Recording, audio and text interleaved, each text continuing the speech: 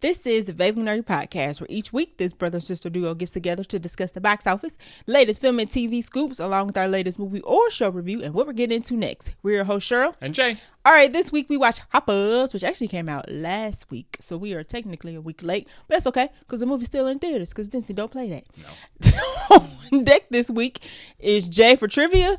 What you got? Okay, so there is not much trivia for Hoppers, because it's new, but there is plenty of trivia for Pixar because that's old. So, Pixar trivia. Do you know your Pixar movies? About to find out. Okay, we're going to throw like 5 random Pixar movie trivias at you. Rapid fire.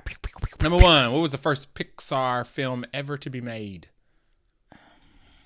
Toy Story. Yes. Aha, ding, ding, ding, ding, ding. Okay. In Monsters, Inc., what city do Mike and Sully live in? Oh, too old? No. Okay. But they live in a real city. It's a fake city. It's a fake city. Okay. And it's typical. Monsterverse. No, that's a universe. Oh. Monster City. Okay, you got the beginning. Monster Village. No. Town. Think of how typical fictitious cities suffixes. Oh. Monstopia. No, another one.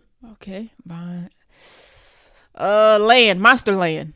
Nope, one word. Superman lives in one of these. Does he? Monstropolis. Yes. Monstropolis. Yes, Monstropolis. Oh, I never knew that. In The Incredibles, what's Frozone's first real name? Oh, Frozone? Yeah, what's his real name? Samuel Jackson? Yeah. Oh, is it? No. Oh. I thought you were saying his real name. That's the actor's real name. What is his real name? The character's real name. Sam? It was in the scene. It was in the scene. It was in the iconic scene in the first Incredibles when his wife is yelling at him while he's trying to get dressed. Where's my super suit? Frank? Nope. Harold? Jermaine? Dang, I can hear the super suit part, but I can't hear her. I can hear her hollering, but I can't hear her hollering the name. I don't know. Lucius. Nope, I would have never got that. Got it. I did not know that. Let's see. I already asked you about the sport. Yeah, I got wrong. That Riley plays. Mm-hmm. Have you seen Onward? No. I want to make. I know what it is. I want to make sure that you've seen one that you've seen. Okay, what's the address that Marlon and Dory are trying to reach in Finding Nemo? Random tidbit. I was watching Finding Dory this week. That's a random tidbit. Oh, interesting. One something Wallaby Way. Oh no, 1, 2, 3. I'm Dory. I can't remember. It's 42 Wallaby Way. Okay, I got Wallaby. All right. And one more. Who is the leader of the food stealing grasshopper gang in The Bug's Life? Ooh, like the character name? Yeah. Who's the villain's name? Oh God. This is easy. You're gonna hate it if you miss it. Hannibal Lecter. This is the cherry on top, people. Hannibal Lecter? It's right there in front of you. He's a grasshopper. His name is Mr. Hopper? Hopper. Yes. Hopper. Okay. Which is also the name of the movie we're right today. Ding, ding, ding. All right. That wasn't terrible. All right. That is rapid fire Pixar trivia. And let's get into the rest of the episode. Welcome to the Vaguely Nerdy Podcast, your favorite podcast for movie and TV show news, trailers, and vaguely nerdy topics. Each week, we dive into the latest film release, talk about the plot, characters, our favorite scenes, and give our rating out of 5 Nicole Kidmans. Whether you're a casual moviegoer or a hardcore cinephile, we've got something for you. Reviews, news, hot takes, and a few surprises along the way. So grab your popcorn, open your favorite podcast app or YouTube, and let's roll the reel on this week's latest episode of the Vaguely Nerdy Podcast. All right, we have some new movie news that's a sequel to an old movie, and then we have another live action adaptation series coming. We have quite a few cars in the trailer park. Some of them we have not seen, some of them are new, and some of them are second trailers. And then Jay has his first sidebar review for Scrapetta, and then we have another healthy size of BUNCHA-CRUNCH. Sweet. Sidebar. Speaking of BUNCHA-CRUNCH, so I mix BUNCHA-CRUNCH. Well, we mix BUNCHA-CRUNch in our popcorn. Shout out to the girl that was sitting next to us at Door Hoppers. I thought my sweet tooth was kicking. Homegirl was drinking a icy blue raspberry icy with a frozen Minute Maid strawberry lemonade. I was like, girl, you gonna be hopping out of this theater all that sugar you was on. This is a PM showing. Listen, it was funny because they were all Yeah, they were all adults. I was like, oh, maybe she got one for like her friends or like the kid she brought. Nope. She like stuck the straw in the icy and then unveiled the frozen lemonade. I was like, oh, she going for both. Maybe it was a flavor combination thing. Maybe. But you know what? I sprinkled a couple more BUNCHA-CRUNch lemonade in my popcorn. Like, you know what? I ain't doing so bad over here. There you go. I'm all right. Totally sidebar. But back to movie news. We have a new Conan the Barbarian movie coming. Yeah. And I'm trying to figure out who asked for this. I don't know, but I find it coincidental it's coming out the same time He-Man is. Oh. Or, you know. Arnold Schwarzenegger asked for this. Twin films. So he's coming back, obviously, because it would probably be weird if he wasn't. And Christopher McQuarrie is going to write and direct. And if that name sounds familiar at all, it's because he directed 4 of the Mission Impossible movies. Yep. So he's not new to scale. Yep. And what do you call it? Superstar movie actors. I mean, is Arnold? Yeah, I guess he's still one. Sure, fine, whatever. Yes. I don't know what the last thing that man acted in. Maybe being a good husband. But okay. Come on, give me that one. Anywho, Conan. This actually they already got like a plot for this already. So somebody been thinking about this for a while. Okay. So I will admit I've never seen any. I mean, Conan's existed as like a comic book series for a very long time. Okay. Kind of under the Marvel umbrella. Is it really? Mm-hmm. Oh, well, that explains why. I think this is coming from 20th Century Fox. Conan, Alien. That kind of explains it then. Yeah, because I was like 20th Century, aka Disney, is interested in doing this. There's a lot of Conan crossovers with aliens, with Marvel characters. So Conan's existed in the background for quite some time. Very interesting. Yeah. I have not seen any of the I know Conan the Barbarian. Yeah. I know Arnold played him, but I have not seen any of the movies. It came out in 1982, and I just never circled back around to go watch it. But anywho, this latest one will be a sequel. So we're not doing it over. We're not doing a prequel. Continuity. They keep Arnold coming back. He Sylvester Stallone still kicking it. So why not? Yeah. I guess. Although he's like Tulsa King and not like Rambo. Well, it's interesting because like Conan's like Mad Max, where it's like yes, yeah, he's like out in the desert with the elements and whatnot. So this will focus on Conan, who has been a king, I guess, for like 40 years. He gets complacent. He gets forced out of the kingdom slowly. However, that works out in the movie. Then there's conflict, and then he wants to come back and say, hey guys, I'm still a good king. And there's all type of madness and violence and magic and creatures and Conan and going on. So they at least have a thought of what this should be, and not just like, oh, we should make a movie about what? I don't know, just a movie. So sure, but you're right. Now that you've mentioned He-Man, they definitely doing this. They about to watch how He-Man does. Yeah. And then if it don't work, they gonna like rework the script, and it's gonna be a totally different movie. It's the same. It's high fantasy. Yes. It's got magic and wizards. A big bulky guy. Grace Jones. Okay. She could come back. She might be like, I'm not dealing with this foolishness. She come back. She could. I'm curious of the audience for this, because are we just doing nostalgia bait, or are we trying to attract new people? This sounds like, because he's been talking to the Predator guys, Dan Trachtenberg, because he's trying to come back to Predator. So this makes sense. That is my next bullet point. Jay spoiled it. No, I'm just kidding. Arnold Schwarzenegger also said that he's been talking to Dan Trachtenberg about coming back to the Predator franchise. Now, I don't know how I feel about that, because Predator is doing just fine without him. Yeah, just get it out the way, and because then, he didn't die. Right, and like, where are we gonna fit him into where we already at? They need to just bring him in so they can kill him. Okay, no, why? And get why rid of do that? Because he lived. Sure, he's lived. He's the longest living one, and every Predator project they kind of like, what? Dutch is still out there.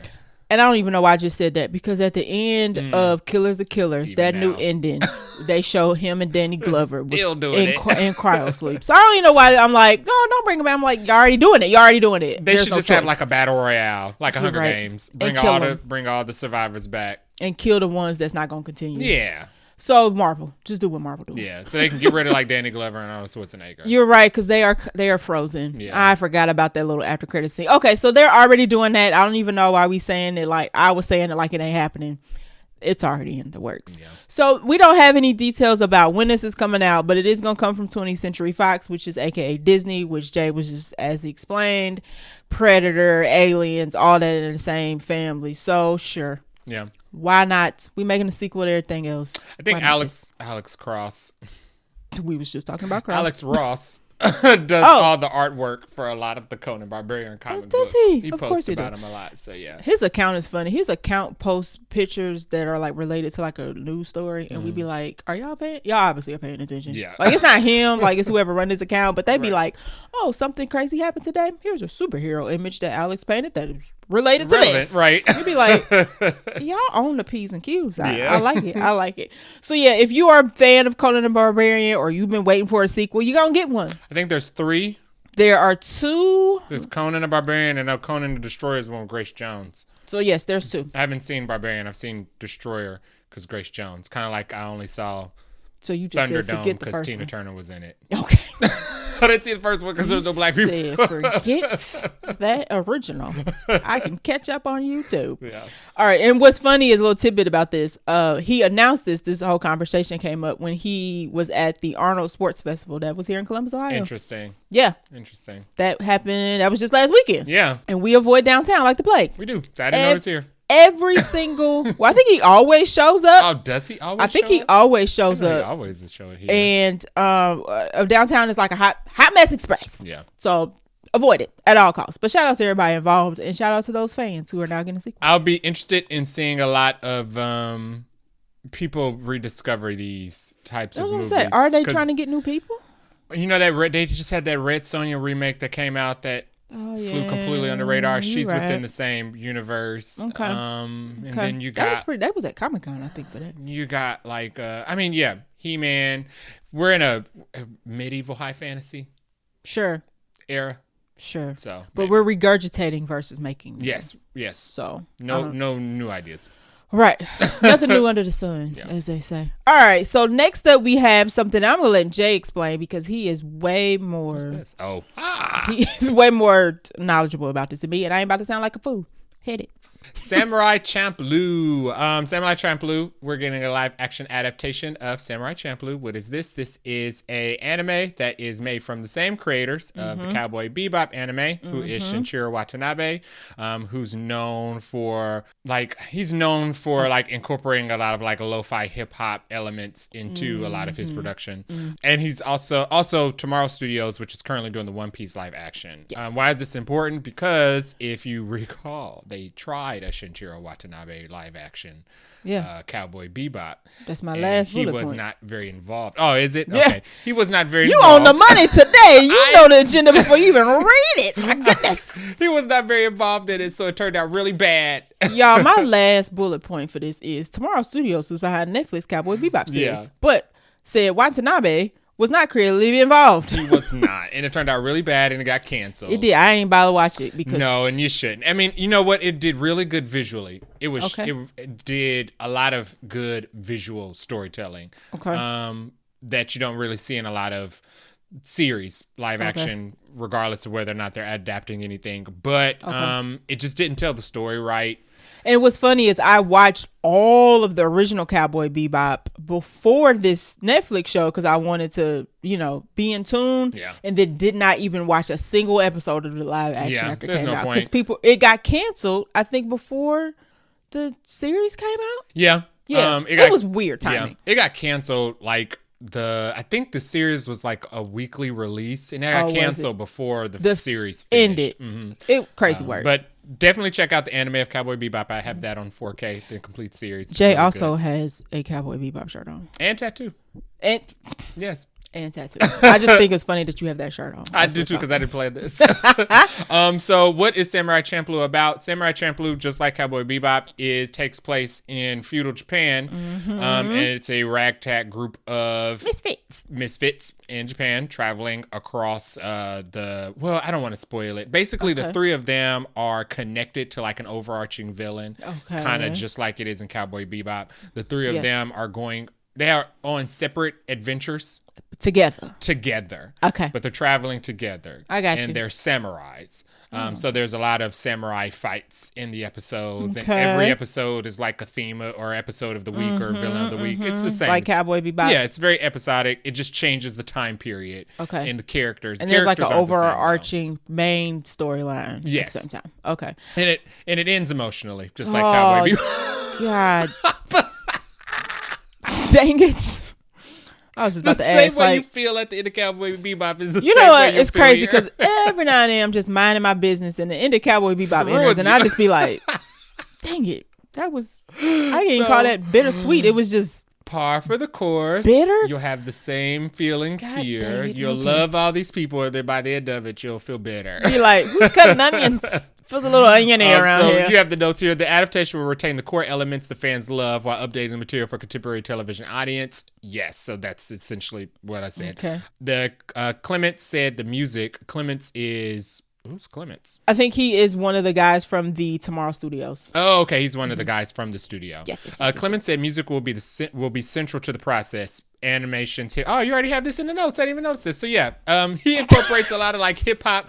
I had to put notes for me because I was like, I gotta know what to talk about. If you've seen Cowboy Bebop, I'm pretty much just repeating a lot of it, and you did because I forced you to watch that. It was good. It was really good though. I appreciate the forcing. It was. At the end, I was like, Yeah. why do I feel this Yeah. is strange? Every episode of Cowboy Bebop, Even the first episode, I feel like was like, ooh, this is deep. it really like tugged on you. Yeah. Yeah, I was like, oh no, they're dang. Yeah.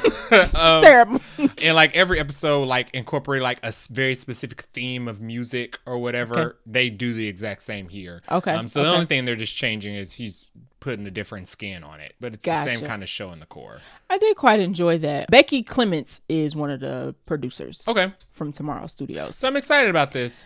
Yeah, I don't watch One Piece, but it is quite popular and Yeah. it's doing pretty well. I think they are getting a third season of One Piece too. So, and also in the article, Clement said that they learned their mistakes from not having Watanabe involved in the Cowboy Bebop adaptation. So he was going to be heavily involved in this. So we starting off good. Yeah. We starting off good. We don't have anything about when this is coming out, but you know, Netflix, they'll put something out in a jiffy. So if you have the time, you could definitely check it out. Cowboy Bebop's only like 10 episodes, and it was only one season. Yeah, so, you're right. Yeah, and they're only like 30 minutes, just like Cowboy. You can kind of breeze through it. You can. I think I finished it pretty darn quickly. Yeah. And then was like, no more. I think it's currently on Hulu. Is it? The Yes. dubbed and English. I watched it on Hulu, actually. Yes. I think I watched it on Hulu. Yeah. So everything's on Hulu. Well, Samurai Chaploo is also on Hulu, is what I'm saying. Oh, okay. So should I watch it? I should, like how I did Cowboy Bebop. You essentially. should, just in case They don't make it. they don't make it or they don't finish it. Okay. Well, and the thing about even with people who watch One Piece are saying that One Piece, the live action is very good, but it does cut a lot of really essential things from the animation. So they've adjusted it for TV. Yeah. Okay. I'll check it out. Yeah. Add it to my list of very long things.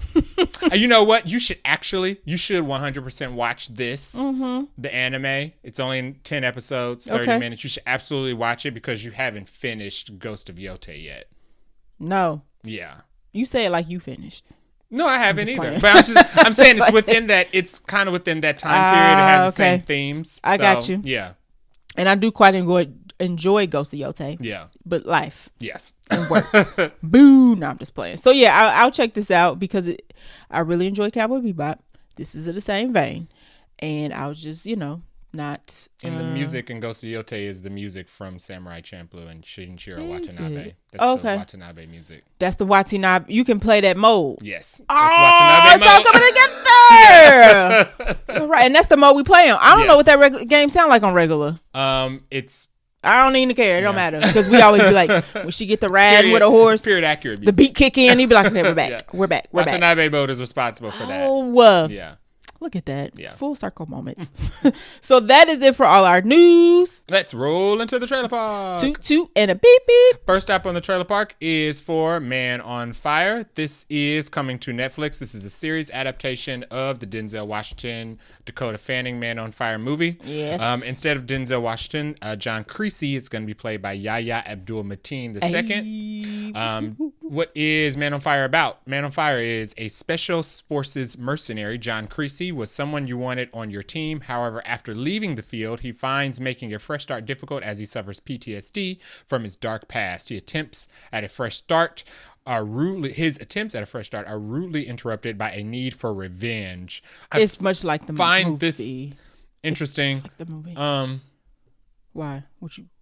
Was it revenge in the original movie? No, in the movie Because they didn't die. In the movie, he was just working a case. Right. He was blasting out people while he was trying to find the girl. Right. So this is slightly a different take than I guess. Okay. Unless somebody else is on a path to revenge that intersects his path to find a girl. Because if you watch the trailer, there is a girl involved. Yeah. Mm-hmm. Like looks like he's trying to save a child. Yeah. Of some sort. Okay. So maybe. Okay. So what is this essentially? This is going to be a stretched out, more detailed version of the movie that came out 2008. Ooh, you asked that way too fast. Now, Man on Fire originally, like the movie that we know and love. 2004. Wow, is it really that old? Yeah. God. There's a novel called Man on Fire that came out in the 80s, 1980. Okay, so this might be more closely adapted to maybe the novel than the movie. Interesting. I didn't know that. I'm going over the Wikipedia plot of the novel, and it says Peter Creasy. Mm-hmm. So I don't know. It'd be interesting, and he's like wealthy family. So we'll see. It sounds like the movie did closely play to the book. Interesting. So if you aren't familiar with the Man on Fire movie that came out in 2004, starred Denzel Washington and Dakota Fanning, Christopher Walken, Rhoda Mitchell, Mickey Rourke, and Mark Anthony. I don't want to spoil it, but it's pretty good. Sure, it's been 22 years. I mean, but some people didn't watch it, and because this show is coming out now, people are going to go back and watch it. So I don't want to spoil it, but it is a really good movie. It is one of my favorite. That goes without saying because it's a Denzel Washington movie. Yeah, but and he light people up. It's a really good thriller, and it has really good twist. And it's a very good mystery. So I'm excited about this. Yahya Abdul-Mateen's a great actor. Fun fact. He's got a hot streak of good series. He is. Mm-hmm. And he's also going to be in that movie with Brad Pitt and the spinoff to the Quentin Tarantino movie. Once Upon a Time in Hollywood too. Yep, basically. He's going to be in that. Interesting. Yeah. I'll also be on Netflix. Yeah, that will be on Netflix. Yeah. Okay. That should go to theaters. But whatever. Not my money. The fun fact that I was going to say is that several of the episodes of the Man on Fire series are directed by the same director who did Creed 2. Transformers Rise of the Beast. Stephen Caple. The director? Of Transformers Rise of the Beast is also directing a couple episodes of Man on Fire. Okay, cool. Mm-hmm. The original director of the Man on Fire movie was Tony Scott. Oh, was it? Oh, was that Tony Scott's last movie? Was it his last movie? Nope. His last movie was Unstoppable, which was also Denzel Washington. Yeah. Oh, R.I.P. Tony Scott. R.I.P. Tony Scott. So yeah, this comes. Wow, he did Deja Vu too. So he just worked. That would have been Taking of Pelham 1, 2, 3. Yeah. So he did Man on Fire, Domino. With Keira Knightley. Domino. I like Domino. Deja Vu with Denzel Washington. Taking of Pelham 1, 2, 3 with Denzel Washington. And Unstoppable with Denzel Washington. But prior to that, he also did Enemy of the State with Will Smith. Oh, he did do Enemy of the State. Crimson Frickin' Tide. Dang. You know what? That man ain't got no business being gone. The original Top Gun and Beverly Hills Cop 2. Top Gun is Tony Scott? Yes. Good grief. The original director. Dang, that sucks. Yeah. They don't make directors like that anymore. Listen. I think Michael Mann is the last one we got left who could make Ridley a really Scott, good his brother. Thriller. I guess Ridley. Yeah. What's Ridley's last hit? Gladiator 2. I said last hit. Oh. It's fine. We could let's see. Alien Covenant? The Martian. Prometheus. Okay. People really like The Martian. Okay, that was with Matt Damon. Mm-hmm. Okay, yeah. Okay, we went on a total sidebar. Tony Scott. Yeah, that sucks. Just think about all the movies he could have continued to keep making. So this has big shoes to fill. So yeah, that is the point we was trying to make. Everybody. That was the point we was actually trying to make. We just didn't know it yet. Yeah, so this comes out next month. So hopefully Netflix says something about it again before next month. Yes, which they won't. We will.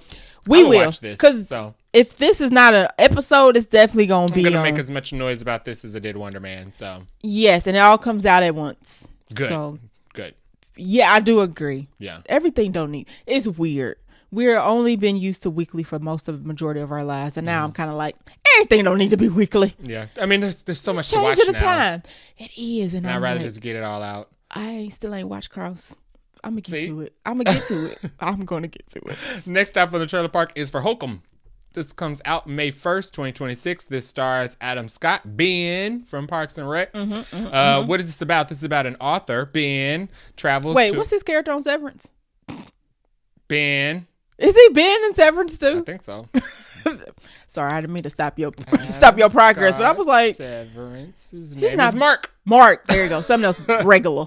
Shout out to all the Marks and Bens out there. Sorry. No offense. An author, Mark, travels to a remote part of Ireland to spread the ashes of his deceased parents, unaware that his rented accommodation could be haunted. This is the second time we'll be seeing Adam Scott in a horror movie. The first time we saw him was in a cameo in the beginning of Monkey. He was responsible for bringing that accursed doll to his family. Oh, yeah. And then he abandoned them, and we don't know what happened to him after that. True. He might have died. Some random He stuff. might have died off screen. I'm pretty sure the monkey probably killed him somewhere off Why screen. not? He's killing everybody else. So, what does this trailer show? This trailer shows Adam Scott showing up to a hotel which looks eerily like the Overlook. It does. Somewhere in I get Ireland, it. spreading the ashes. It also looks like this hotel isn't abandoned. It has attendants and employees that I are got, there. yeah, I got people that work there. That's strange. But- But it doesn't look like it has a lot of other guests. No. But a lot of employees are working there year-round, which is weird. Mm-hmm. The employees seem to be aware that this place is haunted. What the synopsis doesn't tell is that this is a witch. This is a witchy scary It movie. look like a witch, and they don't. So yesterday, I Ain't would like fair. to pause. Ain't fair. Nope, it is not. fair. This No, is it's fair not. because yesterday Nope. I asked you. I said, "Did you watch the Hokum I trailer?" said no. And I was like, "You need to watch it because I'm not sure if you're going to be able to take No. it once you see it." And then it Tear. was specifically because of what the witch looks like. She looks like a freaking witchy ghoul. Like she not like Agatha Harkness witch. She ain't Scarlet Witch. She like a ain't bunny even person. Sabrina the Teenage She's Witch. like got bunny ears and a bob and like big huge eyes. She ain't the Craft Witches. She's like a clown. She looks not from Earth. Okay, she don't look like she from this world type of witch. I don't even know how to describe And when her. I just Googled it, that's one of the first images that you see, and I'm like, great. She looks like Satan. she's like Donnie Darko. She looked like Satan was like, I need a witch, and this is the best thing I could come up with. So I asked her yesterday. Oh, I said, "Did you watch this trailer?" Because I don't know if you'll be able to handle it once you see what it looks like. No. And you said no, and I was waiting for your reactions. she pop in like the At first the shot of end. her is like in a dark, and I'm like, oh, shadow, nope. I'm alright. I was checked out 30 seconds. But you like in. witchy stuff. No. The Craft, Agatha, Scarlet Witch, Pretty witches. Sabrina the Teenage Witch. Like them is the witches that I deal with. This witch, Good old absolutely natural forest. not. You're like a good natural forest witch. no. She, and then she pops up a little bit like it's like a flash, and then at the very end it's like a white room and it's just her, and I'm Yeah. like, You don't like the long hands coming around the door? I don't understand why she got like a white face and her eyes is like the size of like grapefruits. You don't like the ears? Oh, it's terrible. She's like a demon. This is a witchy. She has no nose. This is a demon witch, by the way. So we don't know what this we don't know what the point of this haunting is. We don't know why the grounds are haunted. Somebody said there's a John Cusack Samuel Jackson horror movie. Oh, you talking Fallen Ain't Fallen? No, that's Denzel John Washington. Sorry, John Cusack and what's that? Called 1408, I think. I've heard of it. I've not seen it. That's about like a haunted apartment in a room. Okay. Yeah, it's like about So it's kind of like The Cell. It gives me like Okay. The Cell vibes. This trailer it's with worse Jennifer than The Cell. Lopez. It's worse. Yeah, it looks scarier. Way scarier than Yeah. The Cell. Hokum actually stands for something. Okay. So when I Google Hokum without Irish? putting a movie, I don't know its origin, but it refers to pretentious nonsense or insincere, exaggerated material designed to evoke a specific audience response. Okay, so the trailer looks like he gets the employees at the resort or at the hotel warn Adam Scott that there is a locked honeymoon suite that nobody's supposed to go into. So naturally it looks like Adam Scott goes into the honeymoon suite but gets locked in it. And he's trying to And it looks like he's trapped in a maze trying to get out of it. We see him crawling through tunnels and abandoned hallways. It looks like this part of the hotel has been burnt up by some type of fire, or it's clearly cursed. He ain't making it out. I don't think he's making it out. I think he died once he walked in there, and the rest of the movie he's like a spirit. Everybody else dead. Yeah. Sure. Trapped with that probably witch. the twist. Trapped with the witch. Yeah. But I'm finally glad you got to see it. It's not going on this list, dog. It ain't making it. I knew we weren't making it. It ain't I making knew we weren't going to go see it now. I'd rather watch The Mummy than watch this. Okay? I'd rather watch Long Legs again than watch this. That's funny. I'm not ever. This might be on a sidebar review. All right, so I will be sidebar reviewing Hokum. Ain't no way. I was like, ain't no way. What? If I see this trailer at night, I'm gonna be so upset. I'm gonna be so upset. I knew as soon as they showed the witch, I was like, nope. Ooh, she looked terrible, y'all. She looked terrible. Now Google gonna think I wanted to see ads for this because I Googled it, so I'm screwed. Next stop on the trailer park is for Devil Wears Prada 2. This is the second trailer for it. This is gonna star Anne Hathaway, Meryl Streep, Stanley Tucci, and Emily Blunt returning. Geez. Everybody's gonna be back, plus a couple new faces who are cameos. We're going to pop in and out of this movie all throughout this movie. Simone actually looks like she's the new Andy. Yes, that'll be good. She that's got who cut she out is. of Ferrari. F1. F1, yeah. So, different. yeah. Yeah, So good for her. Yeah, exactly. And she was on Bridgerton, so she was on that's Bridgerton. where I think she's from originally. Oh, she was also in The Little Mermaid. She was one of the sisters. Oh, and she was one of the sisters in The Little Mermaid as well. So good for her. This is going to be funny. This just looks like this gives us a little bit more. Just not a lot though, which I appreciate. Not a lot of dialogue. It's just like cuts of scenes of different shots of the movie. We get different red carpet events. It looks like they're going to be like spoofing like a Met Gala themed event. Yes. We get a lot of gowns. It looks like everybody is established in their career. Established. I like that. Everybody looks like they're in a much better place than they were in the last movie, especially Stanley Tucci's character, because I think that was like left up to question in the last movie. Right. So it looks like he's doing good. So I like that. Everybody got money. Yeah. And budget. The movie got budget. Yeah. This, like you said, it is going to be funny. And it looks like, in the first teaser, it looks like Miranda, quote unquote, forgets who Andy is. But it looks like she's also, quote unquote, forgetting who Emily was. Yeah, she's doing that on purpose. And I love it. Yeah. It looks like it's going to be a good through line for the whole movie. So it looks like, based on how the trailer plays out, Andy comes to Miranda to help her. Miranda acts like she doesn't know who she is. Right. And then eventually Miranda goes to Andy to get her help back. And it looks like the two of them are going to team up to do something. We're not exactly sure. Right. And our antagonist in this seems like it's Emily? Maybe. But it also seems like Emily and Anne Hathaway have like a couple scenes together as well. So we're not sure. And I'm good with that. I would be interested. I would like it better if it's a completely different third party unknown and the four of them have to come back together from their respective places to work together. I agree. I would like that a lot better. I agree. And I hope they keep whoever that person may be secret. Yeah.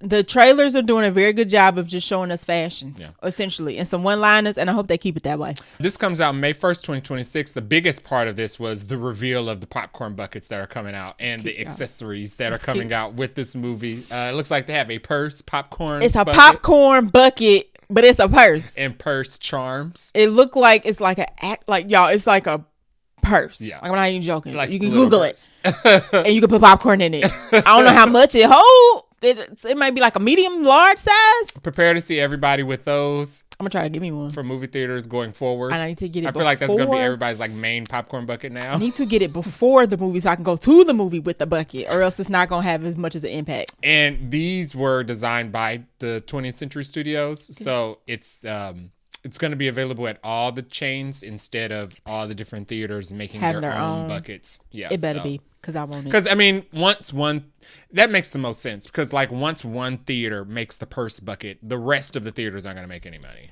Well, like nobody's going to want ain't nobody want bucket. it. Yeah. Like I don't want.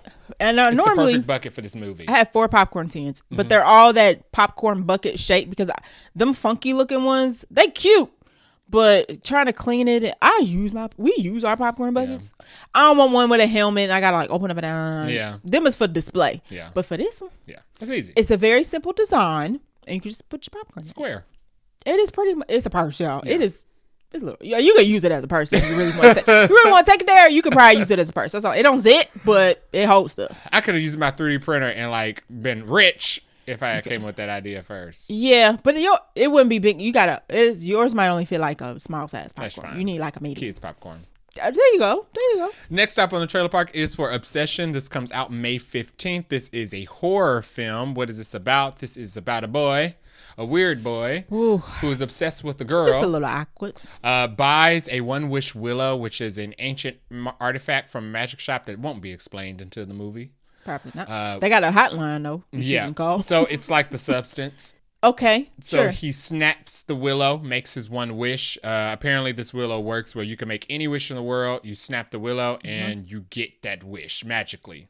Immediately, so it seems like. He's obsessed with this girl that he has a crush on. He snaps the willow and wishes that she loves him more than anything in the world. I mean, and that's just... Well, let me... Sure. I don't think he's obsessed with her. I think he just really likes her. And then I will say this trailer is better than the previous trailer. Yeah, this trailer gives a little more of the obsession part of it. She's not a ghoul. She's not a ghoul, but I can't even call her crazy. She's possessed. Yeah, she's possessed.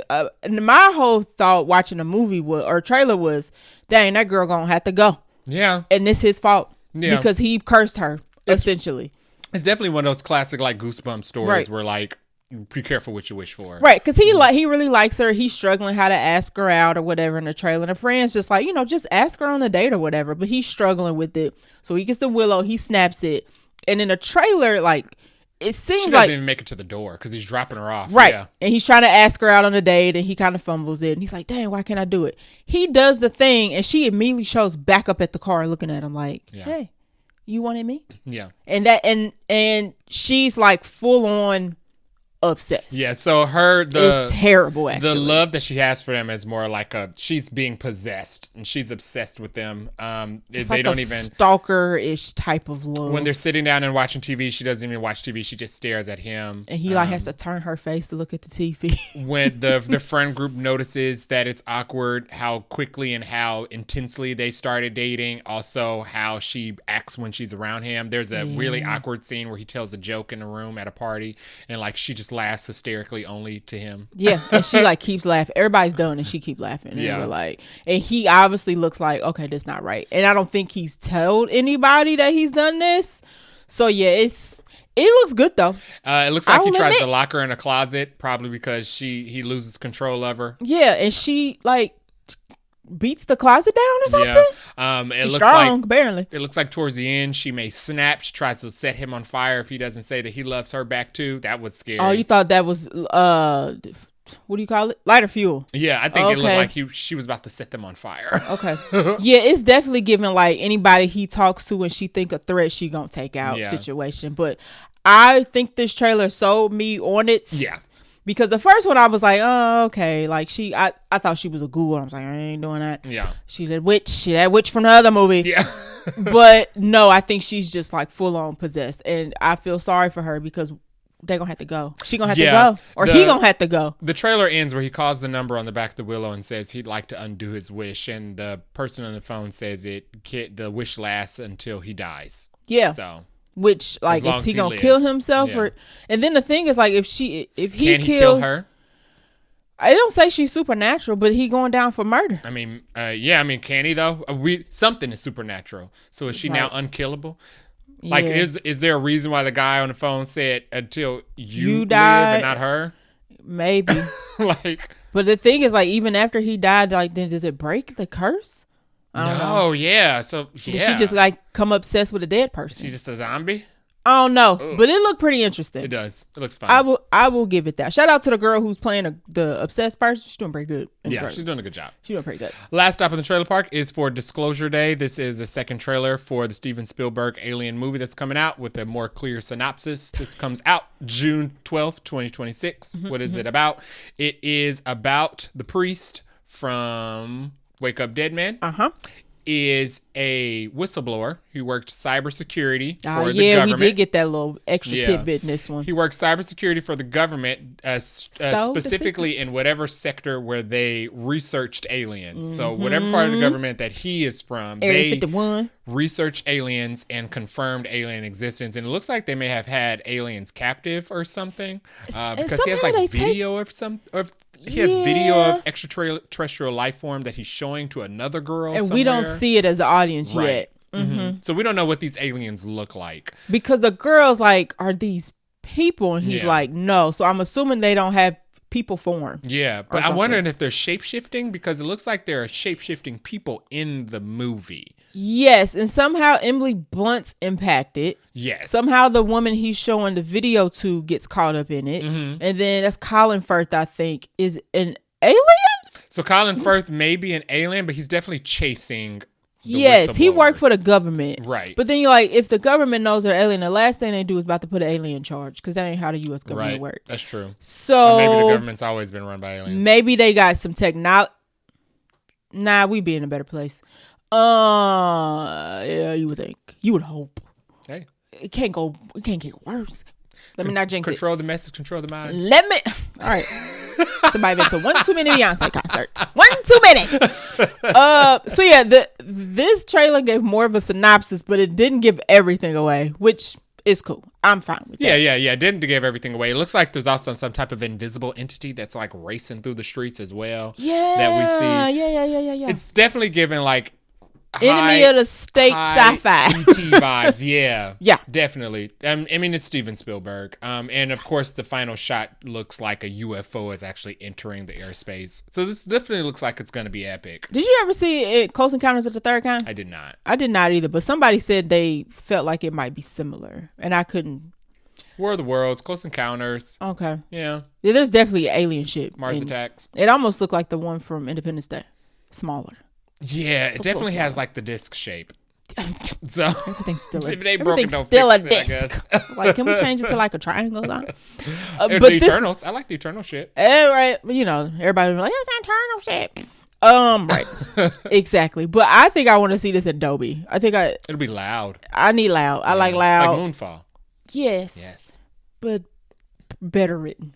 Yes. Probably won't be as goofy, but that's fine. Yes. We like a goofy. Hopefully. We like a right. So it also looks like it has some woodland creatures and some little girl. Maybe she's also an alien. Probably.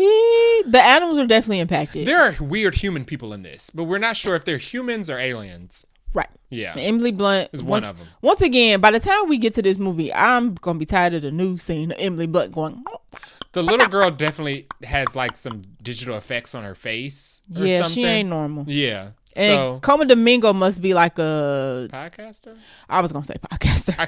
I don't know whether he works with the government, because he was like in the facility walking around with agents too. So I don't know. We don't know his role, but he's definitely somebody who's talking to the people. It seems like. So this will be one of the biggest movies of the summer. It looks good now that I know exactly what it's about now, and what our main character Josh O'Connor is actually doing. I was very confused about what he's doing. Yeah, I was like, what's his name? I'm interested in that. Oh, and it looks like they're trying to kill him. They definitely trying to take him out. A car tried to run him into a train. Him and Emily Blunt. I was like, oh, they're trying to murder him. Definitely trying to kill that man. I mean, he's a whistleblower, right? Government. You put two and two together. Yeah, so fun. All right, so that is all of the movie news and trailer park. We are going to get into our sidebar review. Before we dive into our BUNCHA-CRUNCH. This is Jay's first sidebar review. Okay, so he is watching a different show that I ain't picked up yet because I got 12 other things I'm trying to watch. And let's hit it off. All right, so this is the sidebar review for Scrapetta. Scrapetta is an 8-episode crime thriller murder mystery series that is on Amazon Prime. It's also on Prime. Yep, it's on Amazon Prime. Okay. It is based on a book series about a Dr. K. Scarpetta, kind of the same as the Alex Cross. Oh, okay. Series. I was about to say, her name is also Scarpetta. Yeah, That's so funny. Cross, Scarpetta, it's the same. Amazon Prime. I've never seen Cross, but if you've listened to the show, you've listen to the sidebar reviews, and she'll talk about Cross and her recaps. And watching Scarpetta, I'm like, this feels like I gave you enough to know. And it's funny that they're both on Amazon. So Amazon is just adapting like all the murder mystery book series. They got the money, I guess. Sure. At least it's technically quote unquote original, not a remake. So who does this star? Nicole Kidman, our reviewing namesake, plays Dr. K. Scarpetta. Simon Baker plays Benton Wesley, who is her husband / partner. Jamie Lee Curtis plays Dorothy Scarpetta, who's her sister. Okay. Bobby Cannavale plays Pete Marino, who's also her partner. Sidebar. Bobby is also in Man on Fire. in the show. Mm-hmm. Oh, interesting. Yeah. Playing a different cop. Maybe. He played a cop in Maxine, too. Yes. Maybe he's a villain in Man on Fire. There's a lot of those. I could believe that. And Ariana DeBose plays Lucy, who is Jamie Lee Curtis's daughter. Which is odd casting for me. She has a black father that died before the show started. So I'm supposed to believe Jamie Lee Curtis had a daughter with a But, okay. So what is this about? So, this show is very, very good and very, very interesting. Okay, so starting off good. It jumps back and forth between. So the main characters are Nicole Kidman, Bobby Cannavale, Simon Baker play cops. Yes. Well, Nicole Kidman plays a forensic investigator who helps. Simon Baker and Bonnie Cannavale play cops. Okay. And it jumps back and forth 28 years in the past and 28 years in the present. A little paradise going on. Okay. So what happened is. Spoilers or not spoilers? We're going to do spoilers. Okay. I'm going to do spoilers. We'll mark it as spoilers. Because I'm going to tell you what the synopsis is. Okay. But I won't go I'm not going to go into detail about like questions that are being answered about the show. So I'll just give you spoiler on the synopsis. Okay. So what ended up happening is Nicole Kidman plays Kay Scrapetta, and she is a forensic scientist 28 years ago, and she works with Simon Baker and Bobby Cannavale, who are cops, because there is a serial killer who is going around murdering women, tying them up naked, and cutting their hands off. So they're just finding these women naked, tied up with their hands cut off. They was cutting off fingers and girls. Go ahead. So he's tying them up with different cables in the houses. He's invading their homes and killing them, stripping them naked, cutting their hands off, leaving them dead. They're investigating the murders because he's clearly a serial killer. Gotcha. 28 years ago, they cracked the case. The guy ended up murdering a housewife. Oh, okay. And they thought it was going to be the husband. They thought the husband was a serial killer, but they aren't giving us as the show goes, it's filling in the gaps in the 28 years and giving more context for how they solved the case. But all you need to know is that 28 years ago, they cracked the case. They put the serial killer behind bars. All right. Found out it wasn't the husband. So the husband got to go free. Okay. And because it was such a huge monumental case, they all got big on it. Like, she made a namesake off of herself. She became like this big hot shot. I mean, she was already like known in the town or whatnot. In the town, but she made a big name for herself off of solving this case. She was the first chief medical examiner who was a woman in that town. She solved these serial killer murders from this guy who was murdering women specifically. Over the 28 years, she married Simon Baker, who was one of the cops. Bobby Cannavale married her sister. Okay, so he is Jamie Lee Curtis' husband. Got you. And her brother-in-law now. Got you. And Jamie Lee Curtis plays her sister, who is a children's book author. Alrighty. Jamie Lee Curtis is a drunk, irresponsible mother who never raised. She was a mess all the way up from when they were kids. Okay. Nicole Kidman was the smart one who always did her homework. Jamie Curtis was the one who wanted to be fast, always out with the boys, and that's how she lived her entire life growing up. She ended up having Ariana DeBose, but Nicole Kidman ended up raising Ariana DeBose because Jamie Lee Curtis wanted to run around the world and party and everything. So his and hers. Go ahead. Eventually, Jamie Lee Curtis got her stuff together. Okay. Over the 28 years, got married to somebody, got filthy rich, and now Jamie Lee Curtis is like filthy rich. Okay, so she's J.K. Rowling. Yes, so she's filthy rich. She has all the money in the world. Gotcha. She married Bobby Cannavale. He retired from the force because he just wants to be a cat man now. So he just lives. Okay. He just lives with Jamie Lee Curtis. Husband. He lives with Jamie Lee Curtis. And the reason the point of the show is now 28 years later, girls are being murdered again. Same style. In the exact same way. Okay. There's a girl. It starts off with one girl being murdered at a train station. Now, I don't know if any other girls have been murdered in the series yet because I'm only gotten up to episode 3. And right now it's only one murder. Gotcha. But they call her in to the murder. She's coming out of retirement. Over the 28 years, she retired. Good for her. She didn't need to work anymore because she was like, well, no. She decided to go back to work. Her husband also, who retired from the force, they both retired. He decided to go back to work for the FBI now.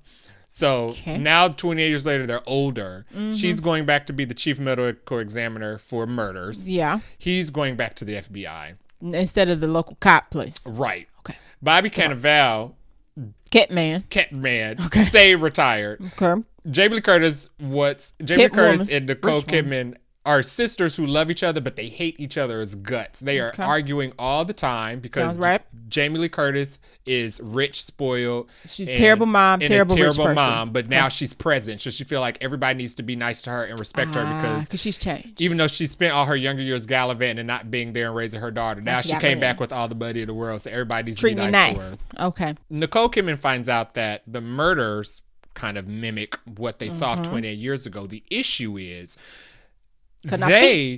over the 28 years, they did a lot of things. Like, she got really cocky. She, like, ruined the lives of some of her coworkers there. Nicole Kidman? Oh, okay. Because she became a big shot. She solved the case. She was a woman who did it. Nobody could tell her nothing. Interesting. 28 years later, they're finding out that the husband was the serial killer. Wait a minute. So who went to jail? So over the show, we're trying to find out how they went from suspecting him as the prime suspect to letting him go to now 28 years later, girls are being murdered again. The husband now runs like a women's compound somewhere. Why he around women? Lord. And the issue is they are now trying to solve the case in secret because if it gets out that they never solved it in the first place, everything that they've done will have been undone. And they can't really try him again. Because he already been tried. I mean, he already been arrested and all that jazz. And he knows who they are. So now they're like, we have to take him down ourselves because he'll probably kill us. How did they find out it was him? We don't know that yet. Because 28 years later, they found his fingerprints on the murder weapon of a different, completely unrelated woman. Oh. The other twist is, so Nicole Kidman goes back to work as a chief medical examiner for this specific case. Right. Because she is going back to work for the force that she left, and the people that she left there are kind of still there. Okay, she kind of burned the bridges when she left. Right. So there's like tumultuous relationships there. So she's like, I need somebody I can trust. She's like, if it gets out that I never actually solved this case, I made this big name for myself. Right, image is wrong. Everything's gonna blow up. So she rehires Bobby Cannavale to work just under her as a chief medical examiner. Okay. Jamie Lee Curtis don't like that because her and her sister butt heads all the time. She don't want her brother-in-law. She don't want her husband back working with her. But also Simon Baker, who is Nicole Kidman's husband, now works for the FBI. Yeah. He gets coincidentally assigned to a case that has to do with the murdered girl that Nicole Kidman is back for working on. Yeah. Because the murder girl is also involved in a FBI investigation where she was 3D printing. She works for a company that I think has been 3D printing human organs and trafficking them. Okay. But he has key evidence to help solve Nicole Kidman's case that she's secretly trying to solve. But he's not allowed to tell her because he is also a legend. And he has people that look up to him, so he can't. So it's Black Bag now. Now it's turned into Black Bag, where they're both working on the same case, but they can't talk to each other about it. Yes, it is very Black Bag. And his new partner, Anna frickin' Diop, is on his neck. Yes, Anna Diop plays Simon Baker's. Anna Diop plays Simon Baker's FBI partner. Oh, who's trying to figure out why he being so secretive. Who is, she's trying to solve the murders of, she's trying to solve the case of the 3D printing organs. Yes. But that also, the girl who worked for the company and was assisting them with the 3D printing organs. Who's now dead. Who is now dead, was also a victim of this serial killer that Scrapetta is investigating. Exactly. Dang, how'd she get wrapped up in both? And he has key evidence about her murder, because he knows who she was talking to and who she was working with, but he cannot tell her. Does he know that does he know this key evidence for his wife's? Yes. Oh, she can talk to him about it because it's the murders are public. Right. The FBI investigation is private. You can't do that. So he can't share table talk. But she is telling him, like, this is the way we're doing with the case, and this is where we are. He's trying to give her hints. And like, he's wink. He's not saying anything. But also the issue is that her guy in the chair is Ariana DeBose. because Ariana DeBose is her niece, who is like this hacker. Yeah, of course. So her and Bobby Cannavale are knowingly, they're all a family. Yeah, so yeah. They all know that's her uncle. Right. They all know that dad. they have Ariana DeBose doing like under the table hacker surveillance to help them solve this case, because the whole point of them solving the case is they're trying to do it secretly. Right. So they don't get exposed. So they don't blow it up. So they're using Ariana DeBose to help as their guy on the table. And they're like relinquishing all of the information of all the illegal under the table stuff they're kind of doing to solve the case. Yeah. But Simon Baker knows, but he's with FBI. But he's kind of struggling with, y'all can't be doing this because I'm the FBI. And what y'all are doing are illegal in front of me, but we're family. But so also, I can't do that. I can't tell y'all that the information that I have would probably stop y'all from doing this. Right. I can't tell you. So it's Rocking very a hard good. Place. I don't want to give any spoilers as far as, because they're kind of answering some of the questions as they're solving it. Okay. And I don't want to spoil it because I think I told Mom to watch it and she said she's going to take a look into it. But she better catch up on Paradise. It's really good. I think this is the best. This is the most I've ever liked Jamie Lee Curtis in anything. Interesting. Okay. So Jamie Lee Curtis plays like this really exaggerated. She's like Kate Hudson in Knives Out. Okay. She's like this really exaggerated, really disconnected from reality, rich woman who has everything she's wanted in the. She had finally. She was the daddy's girl out of the two of them, so she got everything she wanted in childhood anyway. Their dad was murdered at a very young age. I think he was a convenience store owner. Interesting. So the dad was murdered at a very young age, so they kind of have like that rocky relationship too. But she was the daddy girl. She was spoiled. She got everything she wanted. Now she's rich. She still is disconnected from the rest of the world. Ain't no character arc. Ariana DeBose plays her daughter, whose wife died. Okay. Sometime before the show started, who's grieving. Okay. And she's trying to the issue with Ariana DeBose is that Scrapetta babies Ariana DeBose. Because she was the one who raised her. Right. It's technically kind of like her daughter. So when Ariana DeBose's wife died, Scrapetta gifted her like this AI software that lets her talk to her wife, kind of like Good Luck, Have Fun, Don't Die. She gifted her like this AI software that lets her video chat with this AI version of her deceased wife, because she thought it would be a good grieving mechanism, and because we get flashbacks and the daughter spends all her time on the computer. Like she's a savant. She's addicted to computer. Yeah, that's why she a hacker. You can't pull her away from it.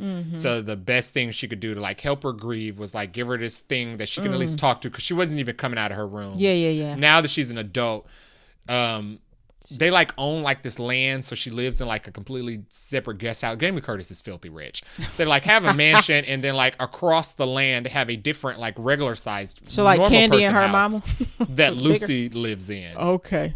And the issue is that Jamie Lee Curtis doesn't like the fact that Lucy spends all her time talking to this AI robot. Fair and she enough. blames Scrapetta for it, because she's like, my daughter can't move on and live her life and go date and find people because you gifted her this robot. Yeah. And now she won't come out of her room and she won't be normal. Yeah, I can't argue that one. So it's very good. They have a lot of different like issues. It's funny because the two of them, they fight like, they say like things that you would like, we could never say to each other and forgive each other after the fact, but the two of them do, and then they're like still go to family dinner. It's funny. Their relationship is really weird. Okay. They're like two good actresses to do that though. They're extremely, extremely good actresses.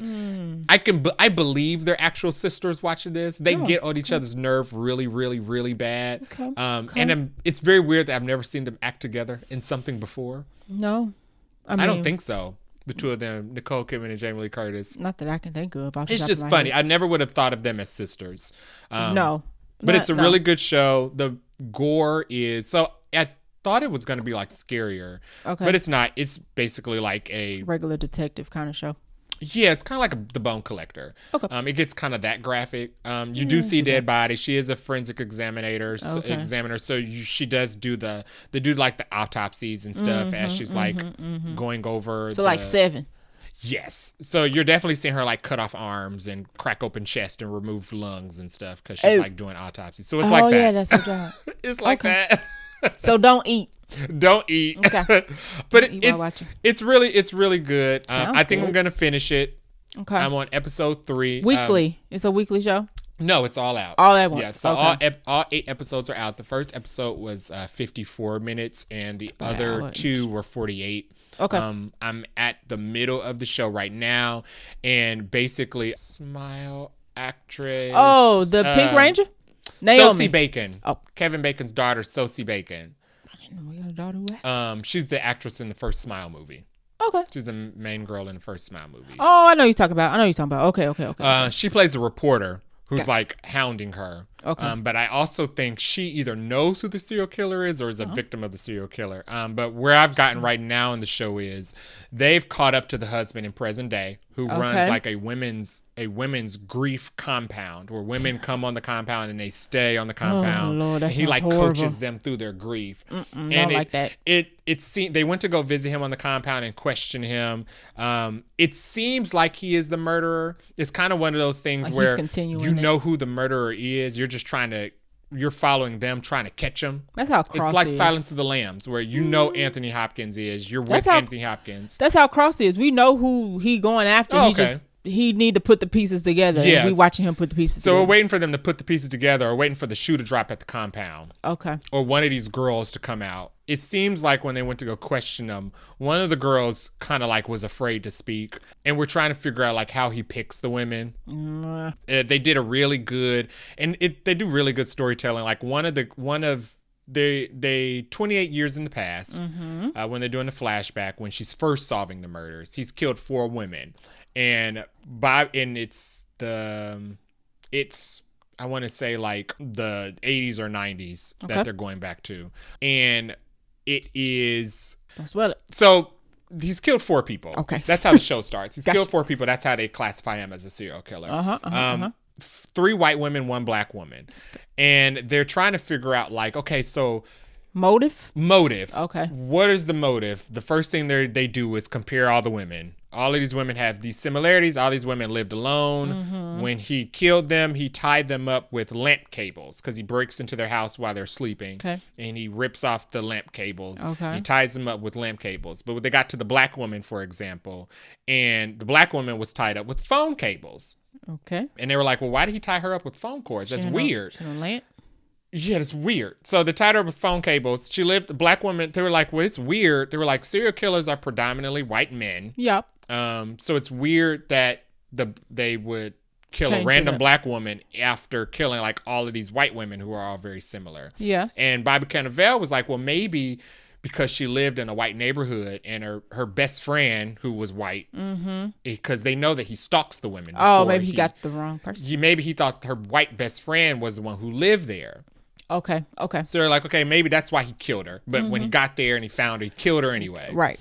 And they were like, no, that doesn't make sense. So how they solved the black woman's murder was because she found out that she was like, well, why did he tie her up with phone cables? She had lamps. That was weird. That is strange. And they found out that the reason he tied her up with phone cables is because earlier in the show, her computer got hacked. Okay. Scrapetta's computer got hacked. Oh, Scrapetta. And the reporters have been hounding her. So the agency and her boss is on her back because they're like, your computer got hacked.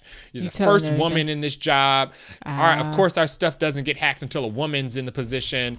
So we should probably just fire you, get rid of you. Jeez. And she's like, well, I think it's very interesting that she pulls out basically, like, I think the reporter, Sosie Bacon, is feeding her information in the back end because somebody drops to her that the black woman tried to call the police when the guy broke into her house. That's why he tied her up with phone cords. Because the black woman was the one who called the police, but the police didn't go to her house because she was black. So if they had gotten to her house, they would have saved her. And that was the key difference between her murder and the rest of them. He tied her up with phone cords because she actually made it to the phone. And if they had made it to her, she would have lived. She might have been all right.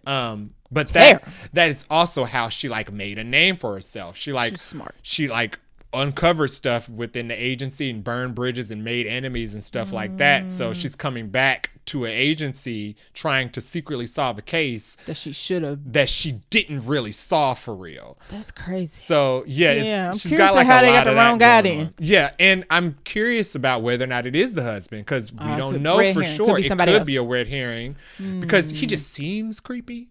Of course he does. But we haven't seen him actually murder anybody. Okay. All they've shown is that his creepiness. All the evidence is pointing to him. I think it's him. There's no way that they gonna throw somebody else in there. Unless he was coincidentally also sleeping with all these women.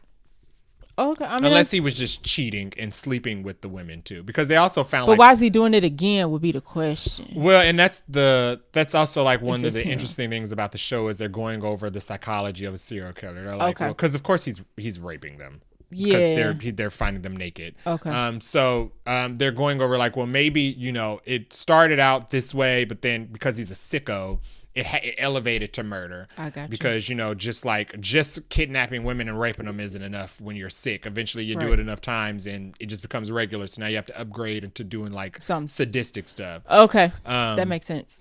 So they're going over the psychology of it, and there's a lot of like things that's weird about the husband. Like he's married. They've been married for a while, but he had like condoms in the drawer, and like, well, why are you using contraceptives? And you've been married with this woman. Why do you have condoms in the drawer when your wife was on birth control? Right. Like, there's like a lot of so they setting things that are like, because he's been sleeping with the victims probably. Right.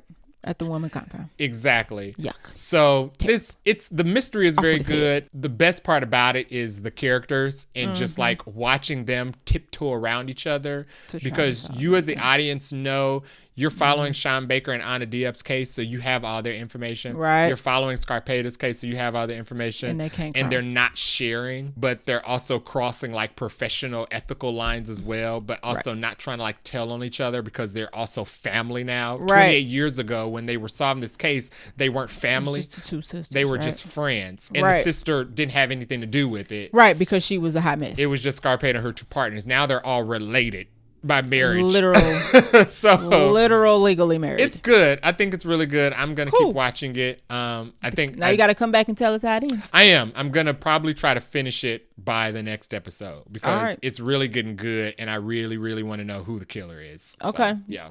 We are committing to you finishing it. If Me too. Off with your head. No, I'm just okay. So that is our sidebar mini review of Scrapetta. We are going to dive into our bunch. All right. So I'll run through this pretty quick. We got we got quite a bit of casting news. So, this ain't really casting news. Aaron Pierre, that's Mufasa. Sorry. He did it, so it's stuck now. He won't be Mufasa in this movie. No. He's going to still be the Green Lantern, but he's now going to be in the Man of Tomorrow, which we didn't know, but I don't think that's super shocking. They're making a Justice League. Ding. Oh, yes. They're going to be making a Justice League movie. They got to. I know WB/Paramount is going to be like, yo, where is our Avengers? Where's our Avengers? Kyle Chandler confirmed croaks in He Lantern did Show. what now? Say he must croak in the Lantern Show. Right. And what's going to happen to the other Lantern? Guy Gardner. Because he was in Superman too. There's multiple lanterns. Okay. The cops. You can have Well, cops why in then multiple Kyle neighborhoods. Chandler might live? Well, it seems like it seems like like he old, he's seems like Aaron Pierre is getting Kyle Chandler's ring. You're right. Yeah. You're right. Okay. So Green Lantern's gonna be a Man of Tomorrow, which, as we kind of already know, this ain't really gonna be a Superman 2 movie. But James Gunn said that himself. Yeah. So y'all can take that up with him. We will never have a Superman 2 movie on Earth, apparently, because Henry Cavill didn't get one either. No. Maybe Superman 2's cursed. If you make a 2, it's cursed. Every Superman 2 has been in space? No, I'm saying how every Superman 2 like either don't happen. Oh yeah. Or becomes a what do you call it? Collaboration. Yeah. This is a collaboration. Ensemble movie. This is it. Man of Tomorrow will be an ensemble. Because Batman v Superman was the Man of Steel sequel. Exactly. Yeah. So yeah, maybe it's cursed. But we'll see. But good luck. Shout out to him. Everybody involved. Yeah. We'll see how it goes. That movie ain't come. They start shooting that, I think, this summer. So we'll know by the end of the year if we get some teasers or something like that. That'll be interesting. I wonder if Guy Gardner's going to show up in the Lantern Show. Probably. Why not? Yeah. Because he's on Earth, so. He is on Earth. Yeah. Although Kyle Chandler makes it seem like he doesn't even know Guy Gardner exists. because Aaron Pierre asked him like, do you know any of the other ones? He was like, no, the rest of them are aliens. When one's a squirrel. He says that in the trailer. Oh, that is weird. So it's as if Guy Gardner don't exist. How would he know about the squirrel? But not about the one that was just in the Superman movie. Okay. We'll see. We'll see. Hopefully he has a better suit for the movie. He better not go in there that doo-doo brown. I hope not. Don't have that black man in that movie. Don't have Superman in a bright suit and then have Green Lantern in something dusty. Yeah. Don't play him like that. Don't play him like that, James Gunn. Moving on. Donald Glover has been cast as Yoshi in the Super Mario Galaxy movie. Exciting. Shout out to him. He'll sound nothing like Donald Glover. I actually didn't even listen to the clip. Does it sound like Yoshi? No, Yoshi sounds like a rubber ducky. What does Donald Glover sounds like Donald Glover. Does he sound like Donald Glover or does he sound like a rubber ducky? He sounds like a rubber ducky. Is he supposed to sound like a rubber? That's how Yoshi talks. So it's going to be like heavily. No, this doesn't matter. If you listen to the audio clip of him, it sounds like Yoshi, who sounds like a cat. It doesn't sound like Donald Glover. But he's not supposed to, though, right? That's good voice acting. I just don't understand the benefit of using Donald Glover when they don't sound like their voices. Oh, but that's okay. That's kind of like Robert Pattinson, who don't never sound like himself when he do voice castings. He sounds like that would a totally be different like, person. That would be give me a character with a very distinct voice, like an animated character with a very distinct voice. Animated character with a very distinct. That don't sound like the actor. SpongeBob. SpongeBob has a very distinct voice. Yes. Okay. It's like hiring James Earl Jones to voice SpongeBob, but then you edit it so he still sounds like SpongeBob when it's finished. So but I don't think there's no traces of James Earl Jones in the voice. I don't think they hired Donald Glover to sound like Donald Glover though. He's playing Yoshi. Yeah, that's why I'm wondering. Like, so what's the point of this? Big cast. Sound like it's a name. It's a named actor. It could be anybody. I mean, I guess this keeps it from being an AI voice. Sure. You have a confirmed human behind it. I mean, they should have humans. Yeah. Everybody else are human. Yeah. Okay. But I'm just like, but it's also just. But Yoshi don't say words. Yes. Oh, he talks like a normal person. I think he just says Yoshi. I think he just says his name. He's like Groot. I think he's like a Pokemon. He's like I am Groot. Yeah. Okay. I clearly don't play Mario that much because I'm like, who sounds like what? Shout out to him. It's weird. Shout out to him for collecting that check. Yeah. Ching ching, because that movie probably gonna make another $1 billion. Yeah, I'm excited for Brie Larson though. She's getting a lot of praise. So yes, good for her. She's very excited. I've been watching like her press videos. We are team Brie Larson over here. And they've been having her like play the video game. She is. I think she's a fan. She's a Mario fan in general. People dug up tweets from 2015 when she was literally playing Mario while tweeting, talking about the levels. So fan. Yeah. This is if you're gonna get actors to do this, then why not get an actor who's a fan of the series? Yeah. Or the game? Yeah. Makes sense. All right, speaking of something that we already knew that was gonna happen. Yeah. Kathryn Hahn is officially playing Mother Gothel in the live action Tangled movie. I mean, yeah, we saw that coming. It was right there. I like the way she did it though. It wasn't just a regular announcement. She was doing an outfit of the day video and her t-shirt was Mother Gothel. Good. And that's how she did it. Yeah. She didn't say anything about the movie. She was like, this is my outfit of the day. Do you guys like it? And she like steps back and it's a shirt that's got Mother Gothel on it. So she'll be good for this. I think she'll be a better fit than Scarlett. Scarlett was originally attached for this. I feel like she fits the character better. She Agatha. Yeah. And Mother Gothel is towing the line with Agatha Harkness. So yeah, this is perfect casting. Going on to other casting news, Kate Winslet is in talks, I don't think it's official yet, to star as the lead in The Lord of the Rings, The Hunt for Gollum, the female lead. Okay. We don't know what this movie's about. We don't either. Sure. Nope. Why not? Cut the check. Pay her. I don't know. I'm not guaranteed to see this. Y'all got me with The Hobbit. They did. They got us real good. They got us with The Hobbit 3 times. Nope. And I've never went back and watched it. 3 times. I watched The Desolation of Smaug. I watched the last 20 minutes because that's when Smaug show up. Yeah. That's about it. First 20 minutes of I don't watch the next one because that's when Smaug goes away. Fight. Okay. Yeah, and then he dies. And then the rest of it. I don't even give it that much. It's not good. Yeah, they got us 3 times with The Hobbit, so they got to really come with it with this Gollum movie. Man, what they did with Legolas. Ugh. Oh, I hated it so much. They ruined his character. It was supposed to be a prequel. It's like, I'm supposed to like him after this? Right. Like, so he was trash, and then he had some sort of life-changing event, and now we love him? Terrible. Lee Pace was good, though. I like Lee Pace. Yeah, he was good. Ain't nothing wrong with Lee Pace. They ruined Legolas. What's wrong with that movie? is not Lee Pace. I'll just put it that way. It ain't Orlando Bloom's fault either. He was just writing what he was acting what he was. Sidebar. I could go on that for days. Anywho, shout out to Kate Winslet, who about to be in hopefully a good Lord of the Rings movie. Yes. To be determined. Yes. All right. A little bit for the rumor mill. Michael Cernosky, who wrote, I don't know if he wrote it. He directed the Quiet Place Day 1 prequel that had Lupita in it. And what's his name? Human Torch. Human Torch. That's literally what I was trying to think of. Yeah. Joseph Quinn. That's his real name. Is reportedly being eyed to direct the Alien Romulus sequel. Somebody said it's going to be the saddest alien ever. Yeah. Yeah. Quiet Place Day 1 was not a fun movie. It was good. It was good. But it was not fun. No. Yeah, I was at the end like, who's cutting onions? It was pretty Fresh onions in here. Tell them to get out of here. Beautiful movie, though. But yeah, I think that's a good choice. Yeah, I mean, like they clearly know how to use monsters. So he ain't got no problem with that. No, Alien is like the monster. Literally. Scary monster. Instead of like 12, he'll just got one to work with. Just needs to match the grossness. Quiet Place isn't known for being gross, but I like my Alien movies gross. Yeah, I think he'll be pretty really good. dig into the sci-fi weirdness.